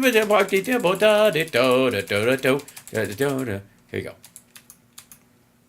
You will use the system of justice to go after your political enemies. So, number one, they're wrong. It has to stop, because otherwise we're not going to have a country.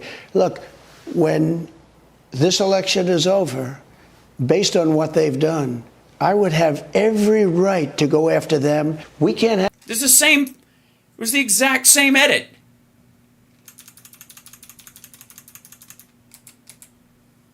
What you heard, because they clipped his words like this. It has to stop, because otherwise we're not going to have a country. Look, when this election is over, based on what they've done, I would have every right to go after them. Just like dictator. So it means the top of it where they were like, they're wrong, that part, right? Which, again, they're wrong. It's weasel words. On day one in the bloodbath hoax, this is just another desperate disinformation. Oh, no, the bloodbath hoax. There wasn't a bloodbath hoax. He walked it back, like everybody around him walked it back, and then he used it again. He meant murder. He meant immigrants slaughtering people. You're not losing jobs will be the least of it. They're going to slice you to pieces, is what he meant. And later on, he was like, yeah, that's what I meant. Information stunt from the failing Biden campaign. And like every other hoax, the media is playing along. CNN's bookers You are the media. Immediately went to work, looking for anyone they could find on Trump's imaginary target list. When he tells you that he's going to do something or he says something to that effect, you should take that very seriously. And look, am I concerned? I'm concerned for myself. I'm concerned for my family. I'm concerned for many of us who have spoken the truth about the danger that he is. Okay, real quick, just a reminder. Donald Trump is having his attorneys argue before the Supreme Court that as president, he has full immunity, which would include sending SEAL Team 6 to kill his opponents. They made that argument. He really does believe that. Well, he wants to believe it's possible. It isn't. He's full of shit. That doesn't exist. Nobody has full immunity, nor should they. He's not a monarch. That's the point. But that's why I think they're worried. More so than even this bullshit about retribution that he kept saying afterwards.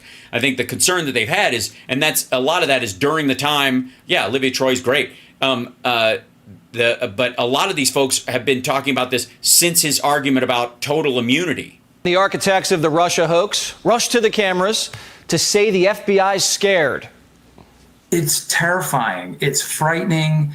I have a lot of conversations with former colleagues, people who are or were in the intelligence and law enforcement community and may have worked in, the Obama administration, other places. And, people are really trying to assess, what is life going to be like if Donald Trump wins a second term? And on a very personal level, these are torturous discussions with their family members about whether or not they have to leave the country to avoid being unconstitutionally and illegally detained. Crooked FBI officials are considering leaving the country if Trump's elected? What's the crooked part? I'm sorry, I shouldn't have asked that, because according to Jesse Waters, everybody in the FBI is crooked at this point because Donald Trump's, they won't lick his ass or something. Let's get out the vote, people. This guy tried to stage a coup, got fired for lying.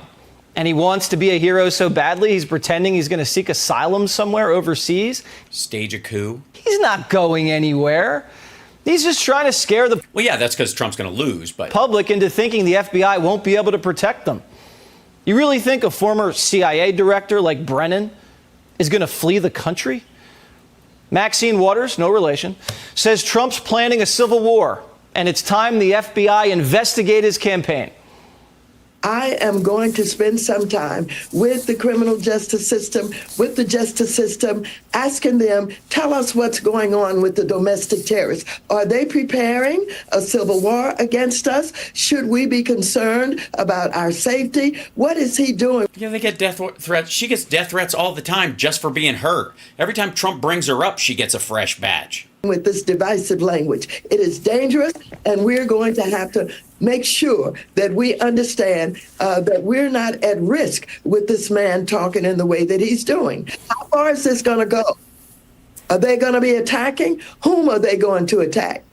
What are we going to do? I've got to get on with trying to get an investigation going. Trump's not even in office. Yeah, this doesn't even sound, yeah, she's talking about domestic terrorists. And anybody who might be, like if they'd leverage something Trump says or believe that it's an order or whatever, that's not blaming him even directly. So who gives a shit? Yet, and they're trying to open up a preemptive anti-terror investigation for a threat they dreamt up. Did they? Did they dream up January 6th? Motherfucker, they were all right. Ashley Babbitt had a knife. Again, anybody with a bag that enters into a secure space, that bag is going to be assumed to be full of dangerous items, period, end of story. Biden's locking up Trump and he can't talk about it because he's gagged. Where's the investigation into that? Why would you investigate it? He's only gagged of talking about like the court staff and the individuals involved in the jury people. That happens to people all the fucking time. Eric Holder, showing a complete lack of self-awareness, worried about what a politicized Justice Department would look like, and in doing so, betrayed the exact playbook the left uses against their enemies. Watch this. All right, I'm very excited. Here it comes. The left's playbook. I always wondered. I'd never get a copy of it. Because they always run out. You go over to the table to pick up yours, and it's gone. I'm like, hey, guys, come on. And they're like, well, you can get the Kindle version. I'm like, I don't want the Kindle version. I'm a speed reader. I need to read it, in paper form. If the president told a compliant attorney general, I don't like what this congressman said about me or did about me, open an investigation. Look at this edits. Jesse, why you gotta have these cuts in here? If you're gonna quote somebody, don't fucking Franken quote them together. I don't like what this congressman said about me or did about me. Open an investigation on that person. That attorney general could tell a compliant United States attorney to do just that. And then to just look through that person's life and look for anything that you possibly can find. Who's to say what you find in any person's life that might run afoul of the law? The mere fact of an investigation of a person who is a public figure can be reputation ruining, can be politically damaging, not even if you find anything, just the fact that the investigation itself. Is that why Trump doesn't want to release the Epstein stuff? Is that why Trump said like he'd release the 9/11 files and the Kennedy files, but he'd want to go over all the Epstein stuff, because he'd worry about how people were perceived? Exists. Wow, Eric, it's almost like you've done this before. This country can It was done to him. Smell injustice. This country can smell injustice. Not as well as, I guess Trump's attorneys who are sitting next to him can smell his full diaper. They're using the entire system to keep the man down. They are? The entire system. They're using the entire system, and he was just at a thing in Phoenix, and he's going to do a rally outside in fucking 108-degree weather here in Las Vegas on Sunday. The entire system. He's been interviewed a dozen or so times since the verdict, even during. He was able to speak before and after, and sometimes at the breaks of his fucking campaign and his little petting zoo that he had there. Every part of so the whole thing's coming down on. So again, if that was true, wouldn't he have been snuffed by the military? What the fuck are they waiting for, right? Is that the theory?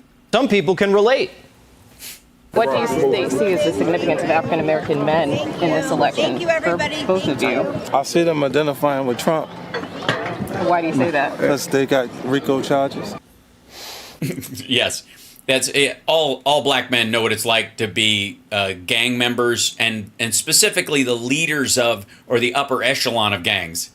Adorable. In the 3 polls that have just come out. Can you ever strike you that maybe, just maybe, your world is too insular? Out post verdict, Trump's ahead in all of them. Mm-hmm. And breaking tonight, new Fox polls have, which is, by the way, down from like a 5-point lead he had. Trump leading Joe Biden in 3 major battleground states. Mm-hmm. Oh, and a Fox News poll. That's odd. Nevada, Arizona, and Florida. And he's tied with Biden in blue state Virginia. Wow. Wow. Democrats are just trying to flip the script because the Trump verdict backfired. They're saying, oh, yeah, you're the one who wants to lock up your political opponents. No. That's they don't need to flip the script. They just need to talk about it. That is the script. That you just made the point that that's the script. But they're the bloodthirsty ones. Listen. It'll be a couple years until the door slams on Trump. By that point, either he'll be president and trying to take a wrecking ball to the system any way he can, or he'll be a multiple defendant. I'm not sure if in a perfect world where you were just deciding what's best for the country that you would do it this way. But he's got, if he doesn't win, an appreciable chance of dying in prison. That was a former federal Yeah, that just seems like a realistic view of his age versus the charges he's facing. There's the same conversations had about Weinstein. Same conversations had about Bill Cosby. He's fucking old. Oh, Cheryl, don't worry about it. It's called poll jacking. It's just fine. Don't worry about the polls at all. Just everybody's going to vote. Trust me. We're good. Prosecutor telling Al Franken he'd like to see Trump die in prison. Again. No, he didn't. Asshole, you do realize we just watched the clip. You do realize that, right? He said there's an appreciable chance he will because of the charges against him. That was a former federal prosecutor telling Al Franken he'd like to see Trump die in prison. Is that what he said? Is that what he said? Let's hold on.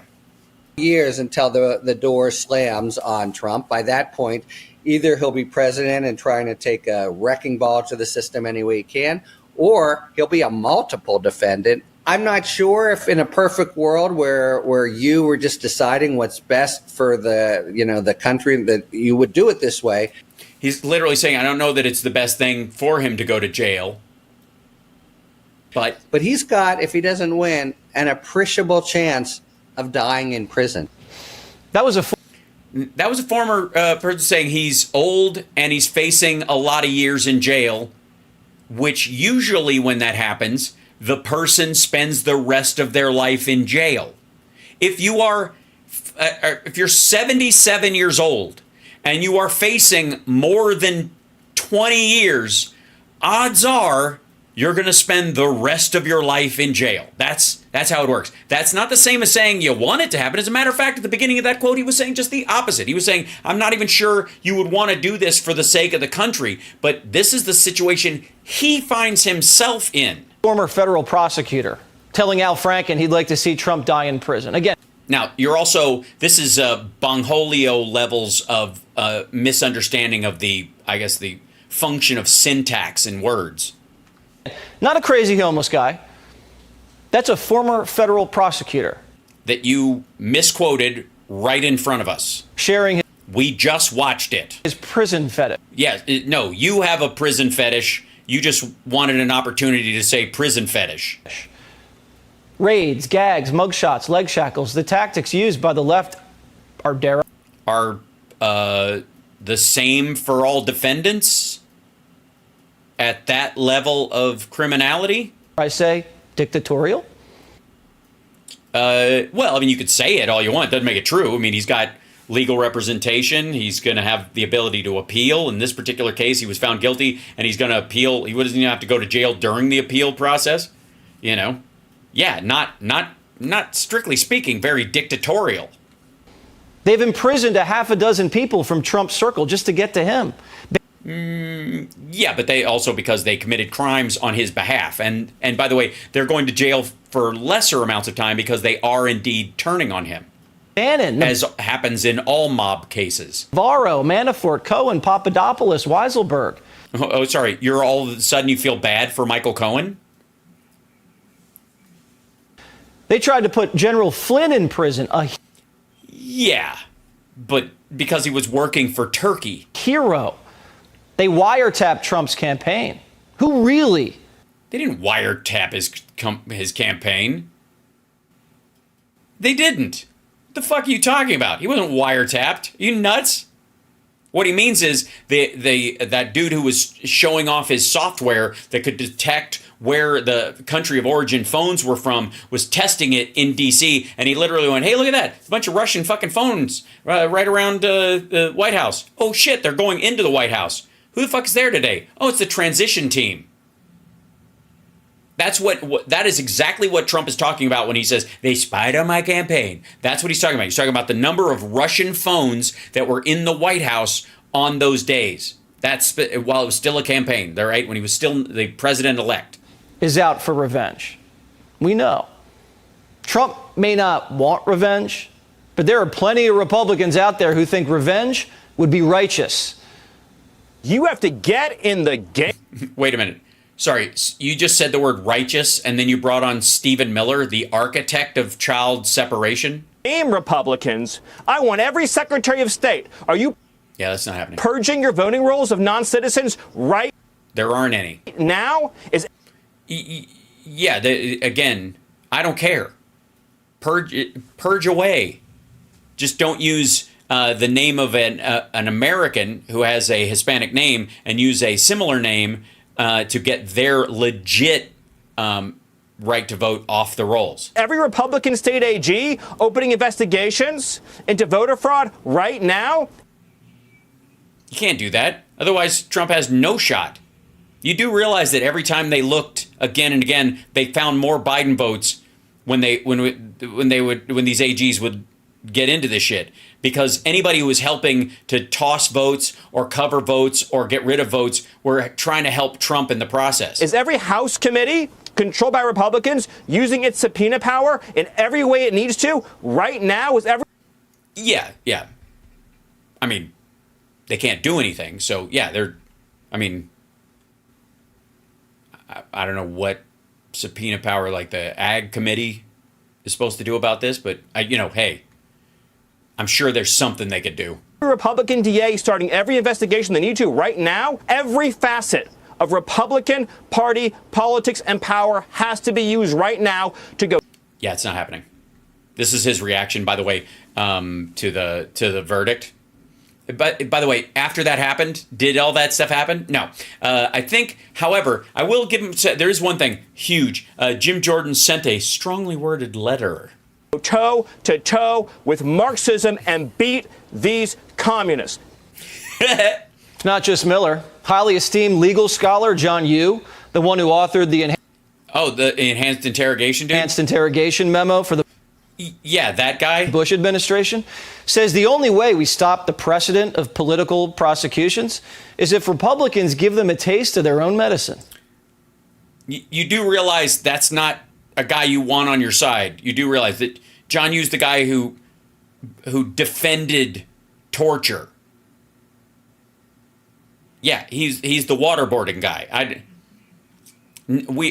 There was a reason why, and again, I would like to say, can we keep this in parallel with the fact that all these motherfuckers are talking about how we were all duped by the government to get into, suddenly they have, buyer's remorse over fucking Iraq and Afghanistan and yellow cake and all that kind of shit, and that the government in the abstract is the bad guy. Never mind, it was a Republican president and his Republican vice president who hatched this fucking plan, and assholes like that who crafted the legal basis for all of it.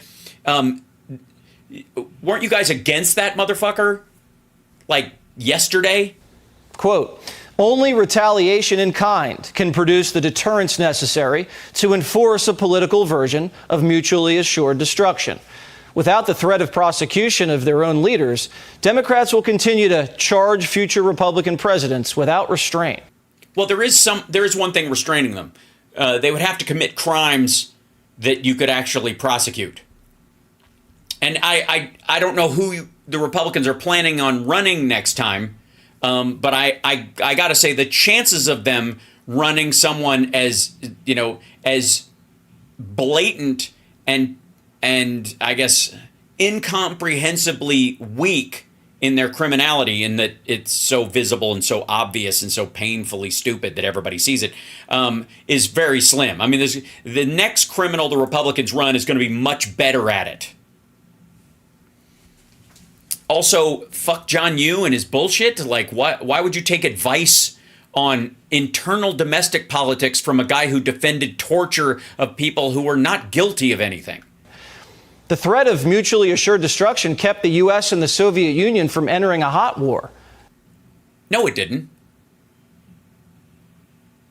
There's never been a U.S. president during the fucking Cold War that had a desire to nuke the entire fucking world or destroy Russia just for the sake of it. Not a one.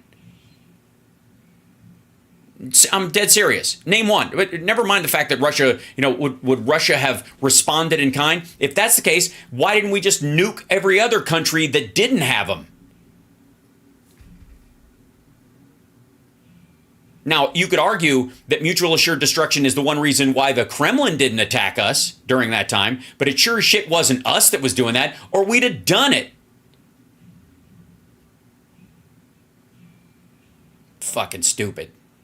It saved. This is so basically saying that Reagan would have nuked Russia if not for the fact that they had nukes. That's what he's saying. Yeah, Gerald Ford, same thing. Jimmy Carter, George H.W. Bush, they would have nuked Russia a long time ago if we had none. Get the fuck out of here. Humanity. So can it save Washington? Or does an eye for an eye leave the whole world blind? Click here. Jesus Christ. He's such a poet. That's the thing about Jesse Waters. I think his mom's wrong. He's not mistaken. He's an asshole, but she can't call him that because that's her son. All right. I'm running out of time and there's just no shit anymore. Okay, I didn't even have time for regular size Ben Shapiro freaking out. By the way, this is how you can tell. You want a sign that you want a sign that the Infrastructure Act is too hard for them to get around. It's just too difficult for them to push back on. Or the border bill, like that Trump's scuttling the border bill. Would you like to talk, if you were in Ben Shapiro's shoes, would you like to talk about what the infrastructure spending? What do you want to do? Get into the budget thing? We're spending money on bridges and roads we don't have. Like, you want to have that fucking boring, old-fashioned, bureaucratic conversation from a conservative idea, right? No, of course not. You want to have homosexual panic about R2-D2. And by the way, can we just say that, like Bert and Ernie, C-3PO and R2-D2 have been gay icons for a while. Like that was a running gag forever. So the idea that they're dusting off this old fucking 80s stand-up trope and turning it into a panic attack is absurd. I don't have any time to get into it, and nor would I. Also, look at this. R2-D2 is gay? No, he isn't. He's a robot. He's not male or female. He's an android. He doesn't have a penis. He doesn't have a vagina. It's not... even if he loves another robot, they're not a person. You absolute schmuck. All right, here we go. On this one, this is Dr. Phil talking. We got to cover this. And then Matt Gaetz was on Golka. Let's just jump in here real quick. I'll try and get some of this, and then we'll see. Oh my God, it's an hour. We're gonna get a slice of this, and then I got to bag out because I got to go feed the family. But we'll see where this goes. I think we can tell. By the way, you'll notice that Dr. Phil's the first person to put a table between him and Trump. Do you notice that? I mean, he's got a obviously they're playing Battleship or something. And I don't know what Trump brought, some picture, probably one of our something like an aerial photograph from our Iranian attack plan. Also, wow, what's going on there? It's an honor to be with you. Let me just say, it's great looking at that logo. I've seen that sucker a long time. Yeah, you look well. I feel good. Do you? Feel good. No pressure. Yeah. It's nice to lead a life of no pressure whatsoever. Yeah. Corruption, surrounded by corrupt judges and corrupt politicians. Other than that, there's no pressure. You. Yeah, the hair's kind of fucked up lately. Is it just me? Like, this is just getting worse and worse. Like, he's just not even trying anymore.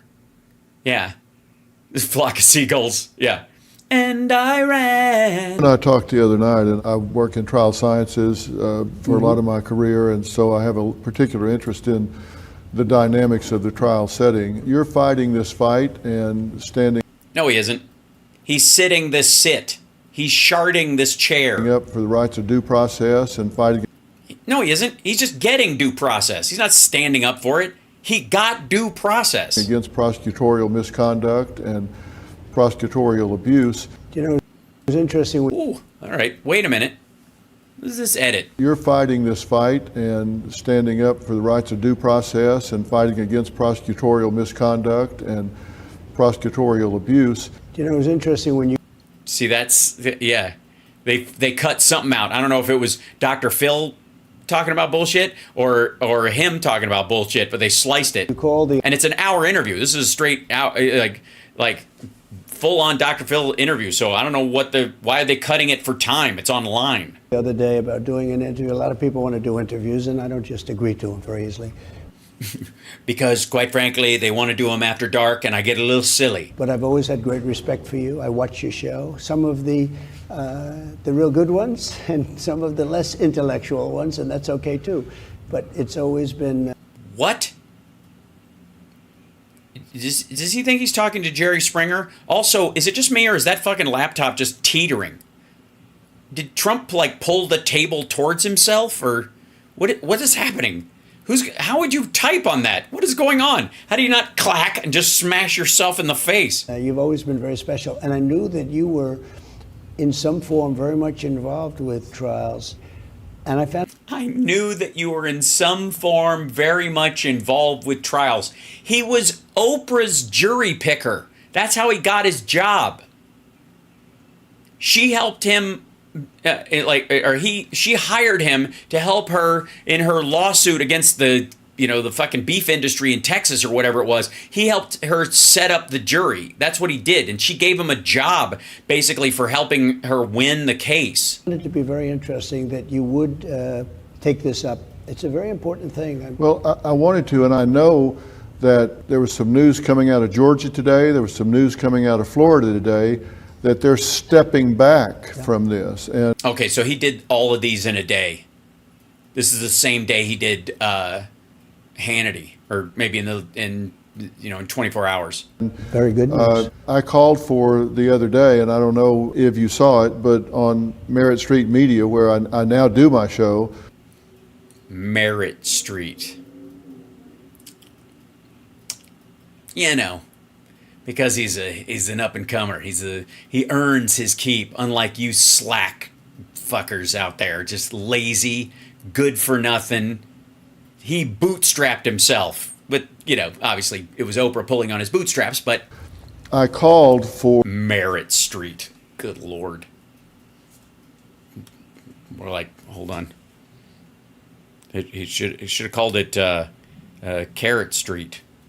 We're honored to have with us today our amazing Vice President, Mike Pence, and his wonderful wife, Carrot.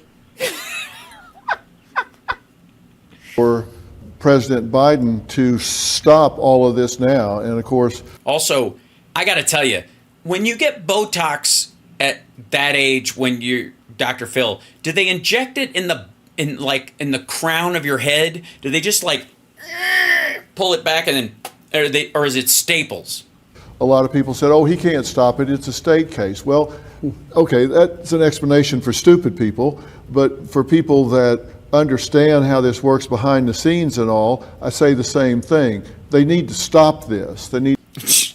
That's an explanation for stupid people. Fuck you. He can't do anything about it. The idea is he can't, but I mean, we all know he can. Well, then he shouldn't.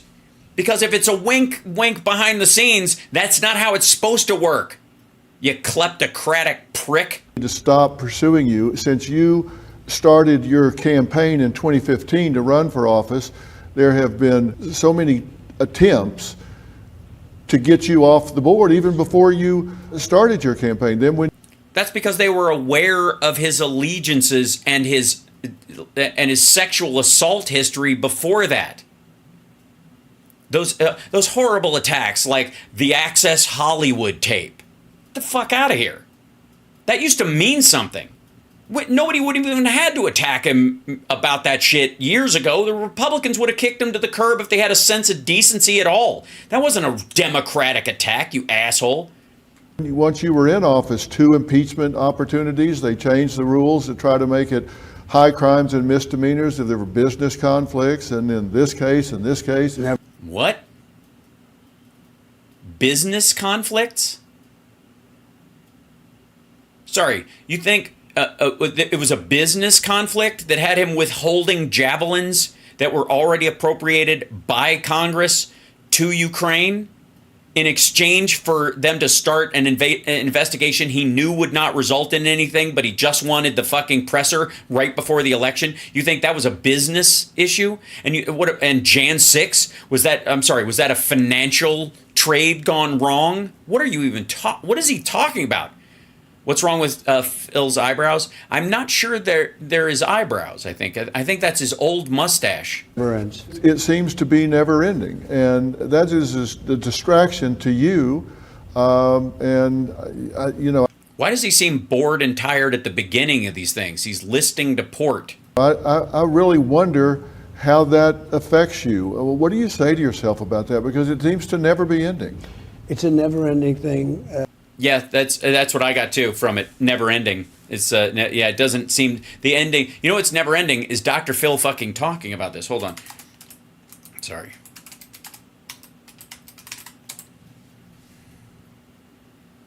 I would like to say for the record that you know how Trump says he's 6'3"? Dr. Phil is actually 6'3". They are both leaning forward slightly. But I think you can tell that one of them is significantly taller than the other. Just say it. More so than an inch. Just throwing that out there. Just kind of stood out to me. There's a term that I know you've heard many times. It's called Trump derangement syndrome. And nobody's ever seen anything like it. Well, we've never had to deal with what did they have? Are you sure nobody was convinced people had Nixon derangement syndrome during that time? They just didn't have social media to blather about it? In one way, we drive them totally crazy because we're doing the right thing. You wonder, why would somebody want to have open borders where people are coming in from jails, prisons, where they're coming in from mental institutions? And look at this. Psychiatric facility. What are you doing? Translating to like empathetic human? You don't get to fix that. You don't get to go. What he means is psychiatric facilities. No, he fucking well doesn't. He means mental institution and insane asylum because he's a dick. As you know better than anyone else, they're coming in. Why would he know better than anyone else? Why? Why does Dr. Phil? Because he's a psychiatrist or a psychologist? So what is he tracking them? He knows, like, he's got like a spidey sense that tells him where all the lunatics are at any given time? They're releasing the people all over the world, not just South America, from mental institutions and jail. Look, they did it again. He says mental institutions and they put psychiatric facility again. Fuck you, Dr. Phil. Let him say what he says. Jails and prisons, and they're terrorists coming in by the thousands. Like he's already regretting coming down so hard on his side. You said people treated you so badly. Now after hearing you talk, maybe I was wrong. Maybe you should be treated badly. You're an asshole. They're pouring into our country. And who would allow this? You know, it's common sense. No one is. Not a conservative thing. If they would... Yeah, I was hoping you wouldn't fuck up my whole thing right out of the gate. Make me look like a third-rate Dabney Coleman from 9 to 5, like in a dinner theater 9 to 5 character, but fuck. Vote that same skill and talent to making America great again, it would really be a wonderful thing. But in the meantime, we're beating them. You know, you mentioned I got impeached twice and I won twice very easily, very quickly. We had great support from the Republican Party. No, he didn't. He was impeached twice. He just wasn't convicted in the Senate because the Republicans controlled it. And they all said he should face this should play out in the regular courts. I have all these cases all my life. I didn't have any problem, and all of a sudden... Bullshit. The first job he ever had, the business partnership he had with his own father, they both got sued by the Justice Department for not letting black people rent in their buildings. Within a matter of months, I end up with 4 cases. Now, of course, it's from the White House and the Department of Justice. They totally control the state case. In fact, no, they do not. I'm not allowed to even be talking about certain aspects of it because I have a gag order. Think of it. I'm the Republican nominee. Also, by the way, because Dr. Phil helped Oprah pick her jury, he knows the law around a real gag order and why it's not weird at all, and why he got he got more room than most people to shit talk the jury and other people. I was the president, and I'm leading the current Democrat by a lot. And I have a gag order from a local judge that was appointed by the Democrat Party. The appellate judge that turned them down for an immediate reversal is a Trump appointee. A local judge. He's a local. The judge that also kept on the gag order, also a Trump appointee. Person, and he is appointed, and he put a gag order in me. While Nobody's you're ever seen anything like it. While you're campaigning. While I'm campaigning, like you just mentioned the question. Wait, I'm sorry. Sorry, Dr. Phil. Would the gag order stop him from selling his health care plan that's like forever in 2 weeks over fucking due? Would it stop him from talking about any of the policies? I don't know how to respond to that. I know, me too. Any of the policies you could possibly have. Anything. I'm dead serious. Is there a single thing in a normal campaign speech that he could not say because of the gag order? He could say anything about his past presidency and his future presidency that he wants to. He just can't put targets on the back of jurors and court officials, especially groups of them that were they just get assigned cases. They don't even get to fucking choose. That I'm not allowed to talk about. Right. Can you imagine? I'm the Republican nominee and I'm not allowed to talk because a local judge from New York, appointed by Democrats. You seem to be doing a lot of talking for someone who's not allowed to talk. Said I can't talk about it. Just it. What would the it be? Outline the it. Hey, I got a good idea. Your lawyer is probably close by. Have them hand Dr. Phil a copy of the actual gag order and have him read it as you talk and go, oh, this doesn't fucking affect campaigning at all. You should be able to say almost anything else. The only thing you can't do is basically dox people who are working on the case until it's over. And then I guess you could shit talk them all you want. It's so unfair. And then he gives a jury charge. Nobody's ever heard of a charge like this. He gave instructions to the jury. Everybody hears instructions to the jury. None of it goes everybody's way. People get some of what they want. They ask for everything, and they get 20% of it. They're in good shape. And by the way, the jury happened to be in a location that was almost no Republicans. You understand that? Yeah, it's 87-13. Yeah, that's where he committed the crime. In the last 2 elections, Republican, and I know you can't talk about it. I'm not under a gag order. I do know that the number 3 person in the Department of Justice took a pay cut and went down in stature to go to a state job and become one of the lead prosecutors in this case. Maybe hit a glass ceiling where he was, knew he was not going to go any further in that, and knew he had a better potential to maybe be the DA there, eventually the AG for the state, run for governor, shit like that. That's why you would laterally go do that. Why would somebody stop being a governor, take a pay cut to run for Senate? Oh. But yet they say, hey, Dr. Phil, why are you saying that that President Biden needs to stop all of this? We know why, because you're an idiot. Because you're stupid. This is stupid. You are a stupid man. This is stupid. That's why. I mean, it's not, I wish it was more complicated. I wish there was some sort of ulterior motive or we discovered something, hinky in your past, but it's really just because you're fucking dumb. This is dumb. It's the state case. That's exactly why I'm saying it. Don't be naive, people. Understand that there's a power play going on here. It's controlled by the White House and the DOJ, 100%. Gerard Baker wrote in Wall Street Journal today. Hold on. First of all, no, it isn't. And if it is, if they were controlling it, even telling them to knock it off would be violating the rules of the separation of powers, much less state control over their own judicial system. And I'm paraphrasing, but he said, what do we say to those people that are rejoicing over reducing law to the status of a weapon in the hands of the dominant political power? You say to them, that's not what's happening here. You are being sold a bill of goods by people who want another giant tax cut and don't like brown people. And so they are bullshitting you specifically into thinking that this man is somehow a victim of the system instead of hoisted by his own petard like the idiot he is. The asshole who bankrupted a casino even after his father bought, $13 million worth of chips that he never intended to cash in as basically a backdoor loan.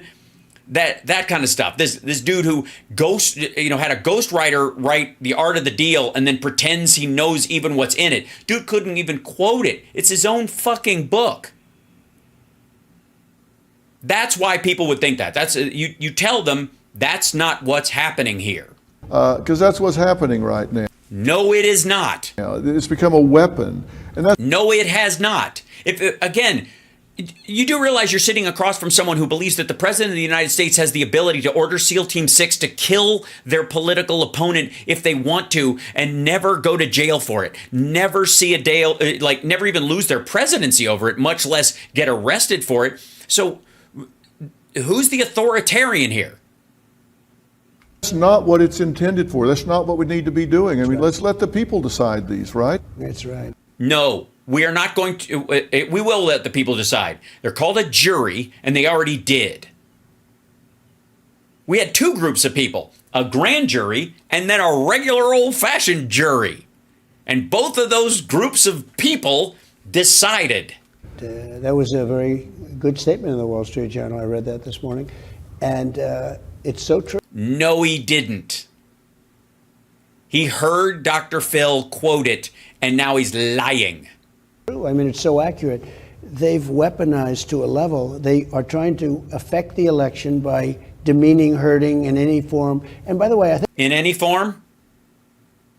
In any form. The U.S. government, the president, who he believes has absolute immunity, in any form. Any form. Any form. Yeah, that's why, I mean, they could drone strike you, I guess, or make your plane fall out of the sky, or just make you have a magic heart attack and all that stuff, right? That, in theory, they have the ability to do it in any form. But what they're doing is having you deal with your own responsibility and your culpability in a case where you bought the silence of a porn star. I think after the election, the hatred's great enough that they'll go, but with much less enthusiasm. This is about November 5th, which I think is going to be the most important day in the history of our country. History of our country. That's very silly. If we don't turn this around, we're not going to have a country left anymore. Well, we're a country of laws, right? I mean, and that's what's made us so orderly. That's what's allowed us to progress forward. Yeah, I think the show's called Law and Orderly, right? It's was it Law and Disorderlies? I don't know. It's been a while since I saw that movie. Forward. And there's something that are called hornbook laws or black letter law that is just, these things are just been around so long. Oh, you mean like classified documents, handling of classified documents kind of stuff, or the laws around insurrections? And these were violated in your case, one right after the other. For example, you don't let someone that has been charged in the same case as someone else, and they made a plea deal and said, okay, I'm guilty of doing this because they were intimidated into doing it. The lawyer in your case, we don't even need to speak his name, he bartered around out from under 60. Michael Cohen? Sorry, how the fuck do you think RICO works? He's literally just saying that there has never been a mob or a gang situation where they have busted a lesser member of the gang and worked their way up to the top. Are you out of your, what? 5 years, looking at 65 years of imprisonment down to 3 years and 2 years on this case. They do that all the time. Some of these, watch My Blue Heaven. What do you think the witness relocation program is about? Case and a tax case. So it went from 65 years down to 5 years in exchange for giving them testimony against you. That's not supposed to come in. But why? What? honest to God, I'm stunned. This is some of the dumbest shit I've heard about this case, and that's saying a lot. This is like cartoonishly ignorant. So, so nobody in a criminal organization gets, who's guilty of crimes that would put them in jail for the rest of their lives, gets to cop a plea, do shorter time for giving up someone higher up the chain. That doesn't happen. Honest to God, I now I know why Trump is smiling, because it's been a long time since he's sat across from someone dumber than he is. It did. Pecker making a deal, a non-prosecution agreement. That's not supposed to come in, but it did. Why not? What? Hold on. Why wouldn't that come in? The jury's even made aware of it. They even tell the jury that they made a deal. This is just odd. That got into the jury box. They got to hear all of that. And so they say, well, if we're not down here for the reasons they're saying, then we need an alternative explanation, which they're not allowed to get. What is going on? This is super odd. Yeah, he's allegedly a psychologist. He's a fucking he's an emotional game show host is what he fucking is. But how in the world? Because your expert witness that was going to come in and say, as a former chairman of the election commission, was going to say this was looked at. There's no issues here. They didn't allow that person to talk, to testify. And I'm looking at this saying, how is the jury supposed to solve this problem if they don't? Okay, first of all, that guy's opinion was different than other people, and there's disagreement about it. And partly the reason why they wanted him was because he would have been one of the people in those positions who was in there because of Republicans and would back this shit. Have all the pieces to the puzzle. They wouldn't listen to him. They wouldn't talk to him. They didn't want to hear his testimony. They knew what he was going to say. By the way, if you'll notice, Dr. Phil is doing most of the talking here. He was going to say it was 100%. And very importantly, when they tell somebody, you're going to jail for 15 years, unless you... He just said 65. You're going to bring it down to 15? Say bad things about this guy named Trump, okay? Now... Yeah, but if you're lying, and we know it, and if you tell us all of those non-prosecution and plea deals, they all come with a caveat that if you lie or we find out you're lying on the stand or you don't give us the full truth or come completely clean, then the deal's off and you go to fucking jail. Now, in all fairness, we know a lot of great people. But really? You don't know too many that would say, I'm not going to do what they want. That's because everybody you know is a fucking crook. Yeah. He goes up to somebody and they say, Dr. Phil, you're going to jail for 15 years unless you say bad things about Trump. And if you say the bad things, you're not going to jail at all. In fact, we're going to make you a hero. Or you're going to go for 3 months. Yeah, but keep in mind, he earned those 15 years you're talking about. Those 15 years, in the first place, he's a crook. Is the idea. That's what you're selling. That's what this is based on.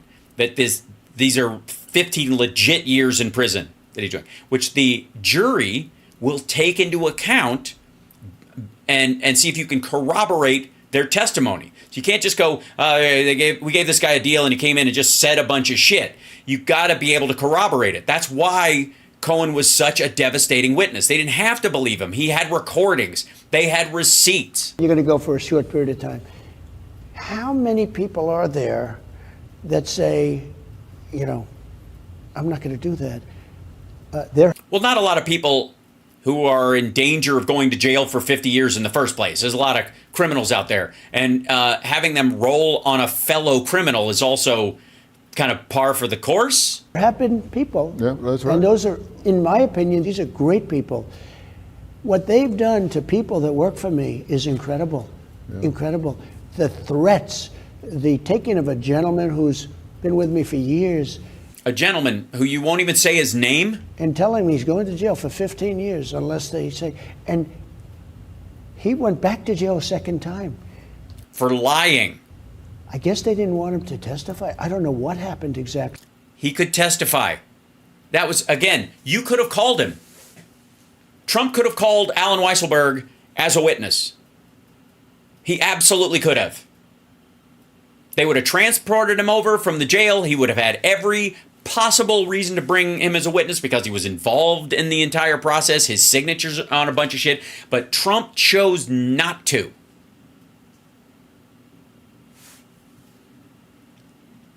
But the threats that they made to this man, they've destroyed his life. These are fascists. You destroyed his life. He destroyed his life. You know, these are really bad people, Phil.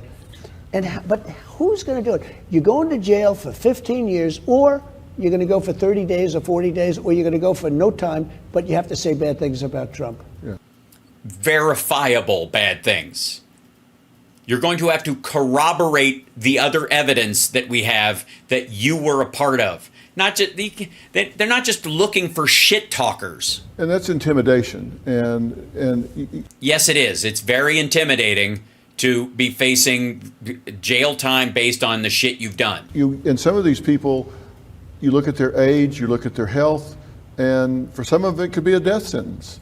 And so they make a deal and yeah, what's your answer? They should have been caught when they were younger.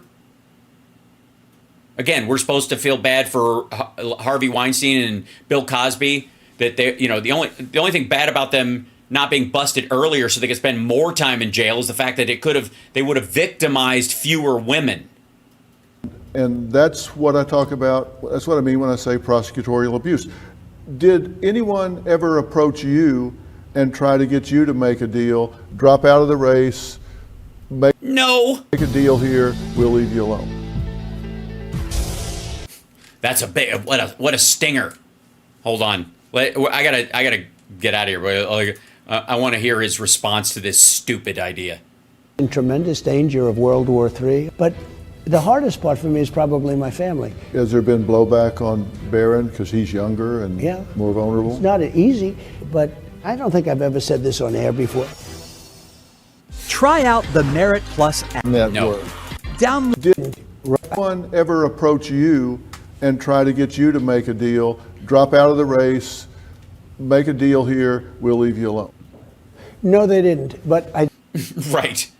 believe they would if they. Well, then what are they waiting for, asshat? If I would have offered that up, I think they know me well enough.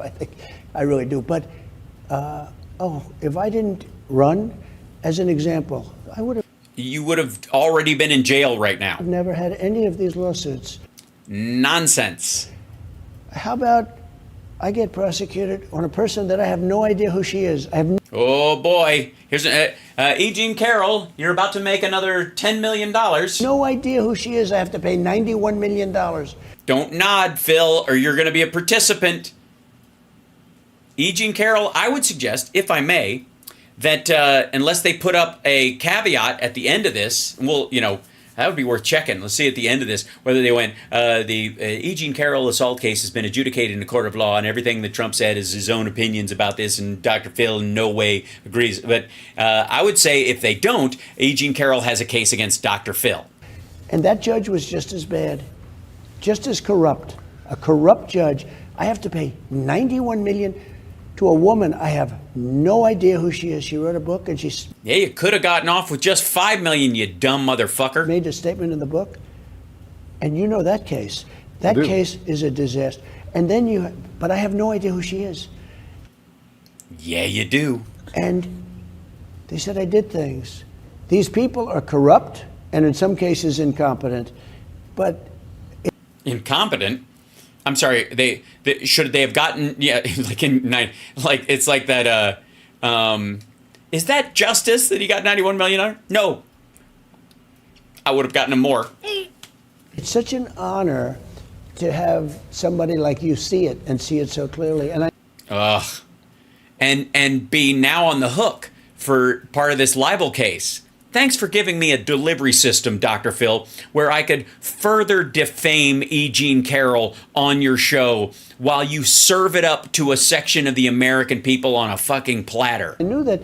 I mean, I remember that years ago you were helping Oprah out, and she was sued, and it was having a big impact on her.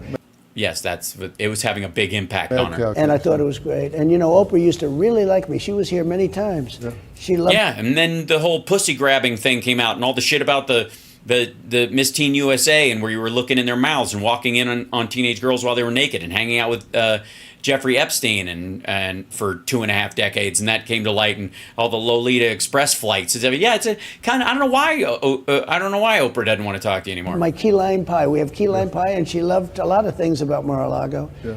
And Roger King, as you know. Yeah, we were here for the funeral for Roger Correct. King. A long time ago. It's the only funeral we've ever had at Mar-a-Lago. I said, maybe we can do a new business here. Yeah. We'll operate as a funeral parlor. But Jesus Christ. Listen to that. You're talking about the one funeral they have. Maybe we got to open up a new line and we can do a business here. We can open up as a funeral parlor. Like, I guarantee he had a conversation with Don Jr. and Eric. Like, how can I make money off these dead motherfuckers? But it was one of the most beautiful funerals in the ballroom behind us. It was, and he was. Oh yeah, where the top secret documents were obviously kept on that stage. A great guy, and Oprah's terrific.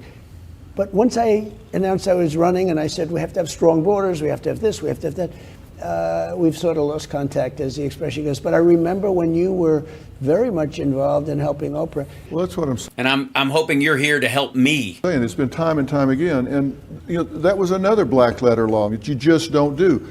The judge tells you, okay, you can testify, but I'm going to allow them to ask you about this person that you now owe $91 million. I'm going to allow them to ask you about this other case. I'm going to allow them to ask you about 10 contempt citations that I've given you. I'm going to allow them to ask about all that stuff. What does any of that have to do with the matters at hand? And the answer is zero. That gets into the jury box if you take the witness stand. No, they can ask about it, but if your defense objects and says relevance, they would have to point out why it's relevant. Have you lied about other affairs before? Do you have a habit of lying about this? And I got to say, if they asked you about E. Jean Carroll and that kind of stuff, the argument would be is that if you lied about it, you're lying about saying you didn't have sex with someone or something like that. So the idea is that maybe you just cover it because you're embarrassed by it or those kind of things, or you're worried about whether it will affect your chances in the election. That's an argument to be made, but it would muddy up the case. I don't know why they would bring up the E. Jean Carroll thing, other than you haven't paid it. Again, that is black letter law. You can't let in unrelated things that have more prejudicial. Then your defense calls it out, and it would be sustained. Impact. And if he didn't sustain it, you would have grounds for an appeal. That would be enough to get it kicked out. Why would the prosecution even bring it up? Then probative nature. That just doesn't happen. But it happened 1, 2, 3 things right in a row, right. And that gets into the jury box. If you testify, they'll be able to ask you about all these different things. And by the way, if you say one thing if you say it was a beautiful day, as bullshit, I remember it, and it was raining out. Nope. Beautiful day is a matter of opinion. As I remember it, is a complete get-out-of-jail-free card when it comes to perjury. We're going to indict you for gibberish. Perjury. Yeah. And I'll tell you what, I have a lot of lawyers that are friends and this and that. No. I had probably 25 guys over the course of a couple of months say, whatever you do, don't testify, because you'll say something that's a little bit off. No, not a little. And you will be indicted for lying, for perjury. These are evil people. These are sick, evil. Oh, your lawyer friends? I believe you. Evil people. Oh, I would have thrown myself in front of your car to keep you from testifying. No, I wanted to so badly. And by the way, I would have loved to have testified about those things. Seriously, 6'3". Look at Trump. Look at this guy. He's actually 6'3". Here, look. Dr. Phil McCracken. There he is, 6'3". It's not even a perspective trick. Because it was so corrupt and so horrible. But he wouldn't have allowed me to answer the questions properly. Properly? What do you mean, lying? And so I would have loved to have testified. I wanted to. I'm telling you, they had to hold me back. But bullshit. Every lawyer that came, they'd always start to say, by the way, I'm a friend of yours, don't testify. And they saw what he was doing. They can ask you about like anything. They can do nothing to do with this case. All of these outside things. And it was really an unfair trial. Also, garbage. And again, I don't know that that's part of, Trump has said this, that they could ask him about anything. Dr. Phil is saying this. Let's see. Let's see.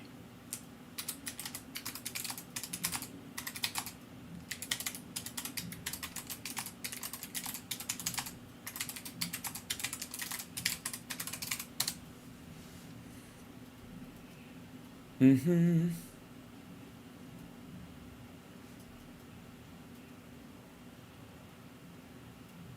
It's jury instructions. Trump, let's see. Mershon. If Trump testified, something like that.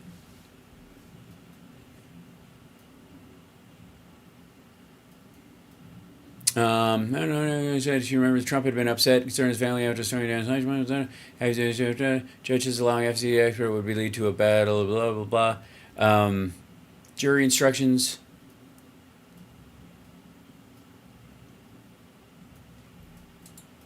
Law and Crime. Okay.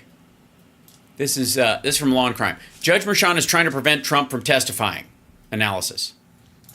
Under New York law, a criminal defendant has a right to know before trial what prior crimes or acts the prosecution intends to cross-examine the defendant about if he or she elects to testify. The trial court will then hold what is called a Sandoval hearing, named after a 1974 case called People v. Sandoval, in which New York Court of Appeals, highest court in the state, outlined when and how such evidence is admissible. Pursuant to Sandoval, New York Supreme Court Justice Juan Mershon ruled this week on what evidence the prosecutors can use to cross-examine former President Trump if he chooses to testify. Although Mershon's ruling provides guidance to the prosecution and defense on what evidence will be fair game to impeach the former president, it's difficult to square with the spirit of Sandoval and has the potential to have a chilling effect on Trump and impermissibly dissuade him from testifying. Mershon ruled the prosecutors can use the following evidence to cross-examine Trump if he chose to testify. The New York civil fraud verdict. Mershon ruled that Trump may be cross-examined on the verdict in the New York civil fraud case brought by the state attorney general Letitia James that found he violated law by fraudulently inflating the value of his properties. That seems to be linked to, an idea of, like faking or lying on business forms, that kind of stuff. Prosecutors may also ask Trump about his two violations in New York Supreme Court Justice Arthur Engron's gag order during the trial last fall. E. Jean Carroll defamation verdicts. Prosecutors will be allowed to cross-examine Trump about both E. Jean Carroll verdicts in federal court, where juries found that Trump defamed Carroll, a veteran writer who said Trump assaulted her in New York department store in the 90s. Settlement with the New York Attorney General. Prosecutors will be allowed to cross-examine Trump about the settlement he reached with New York Attorney General that led to the dissolution of the Trump Foundation. That's it. Those three things. Mershon's ruling thus gives the prosecution a wide berth in its introduction of potential impeachment evidence used to discredit the witness and persuade the jury that the witness is not being truthful, thereby discouraging Trump from taking the stand in his own defense. But the opportunity to testify is a necessary corollary to the Fifth Amendment's guarantee against compelled testimony. As the U.S. Supreme Court put in the case of Harris v. New York, every criminal defendant is privileged to testify in his own defense or to refuse to do so. Mershon has given permission for the prosecution to cross-examine Trump regarding civil cases that are far removed from the hush money case, as well as from the contempt finding from the recent civil case in New York. There is no valid basis to permit evidence of these other civil cases, as the nature of the conduct or the circumstances in which it occurred do not bear much on the issue of Trump's credibility. I would argue they are all credibility cases. I think everything is about, in all three of these, him lying about it both after the fact that he lied in the first place, he defamed her, then he was found guilty of defaming her, and then he doubled down on it again, is absolutely germane to whether or not he is a trustworthy truth teller in this situation. Makes total sense. The fact that he had to dissolve the Donald Trump Foundation because they were stealing from fucking charities goes exactly towards impeaching his character as a witness.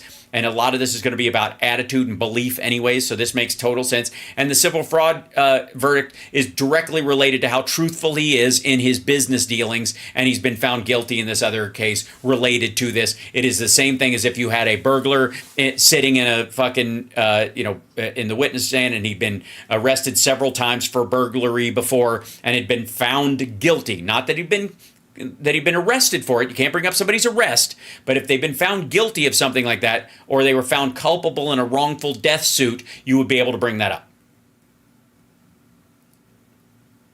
Just saying. Yep. Okay. This is Rashawn's rule gives the appearance that he's trying to prevent Trump and intimidate Trump from testifying. For example, Rashawn decided prosecutors from the Office of Manhattan, Alvin Bragg, can you question Trump about the recent civil case? Right. Because this is about lying and falsifying business records, which is exactly what this case is about. Again, the defamation case is where he's an unrepentant liar that cost him in a civil case as well. These are also not criminally appealable convictions. He lost in a civil court. Furthermore, both of these civil cases are currently on appeal and may be reversed and banned for new trials. Permitting cross-examination them would require Trump to answer questions about potentially overturned findings of fact. Beyond that, which he can say, I can't answer that because the case is, we're appealing that case. He could just answer that way. He goes, I can't answer that because we're appealing that case. On a bunch of that stuff. And I think a jury, if you were sitting there going, I'm in the middle of appealing that case, you could take that either way. These people are silly. But you guys are wonderful, and I got to go. I already went 45 minutes over because I like you. And, hey, looks like the internet worked. Hopefully it stays that way. I adore you guys. Take care of yourselves and take care of somebody else. And I'll see you guys tomorrow for the radio. Hal Sparks' radio program, Mega Worldwide on WCPT Radio. Don't forget, we're on every Saturday. And that's that. Now, what happens if I push this button? Oh, hey. Cheers, everybody. Hit that like, by the way, on your way out. The kidney will be back next week because of issues. Wait, I didn't say the kidney, did I? Oh, God. It's here behind the scenes. I can't get away. I'm afraid for my life. The kidney has a very special place in the heart. Yeah, that's true. That is true. Heard that Saudi Arabia and Russia will repeat purge the anti-Semitism and pro-terrorism. What you're doing?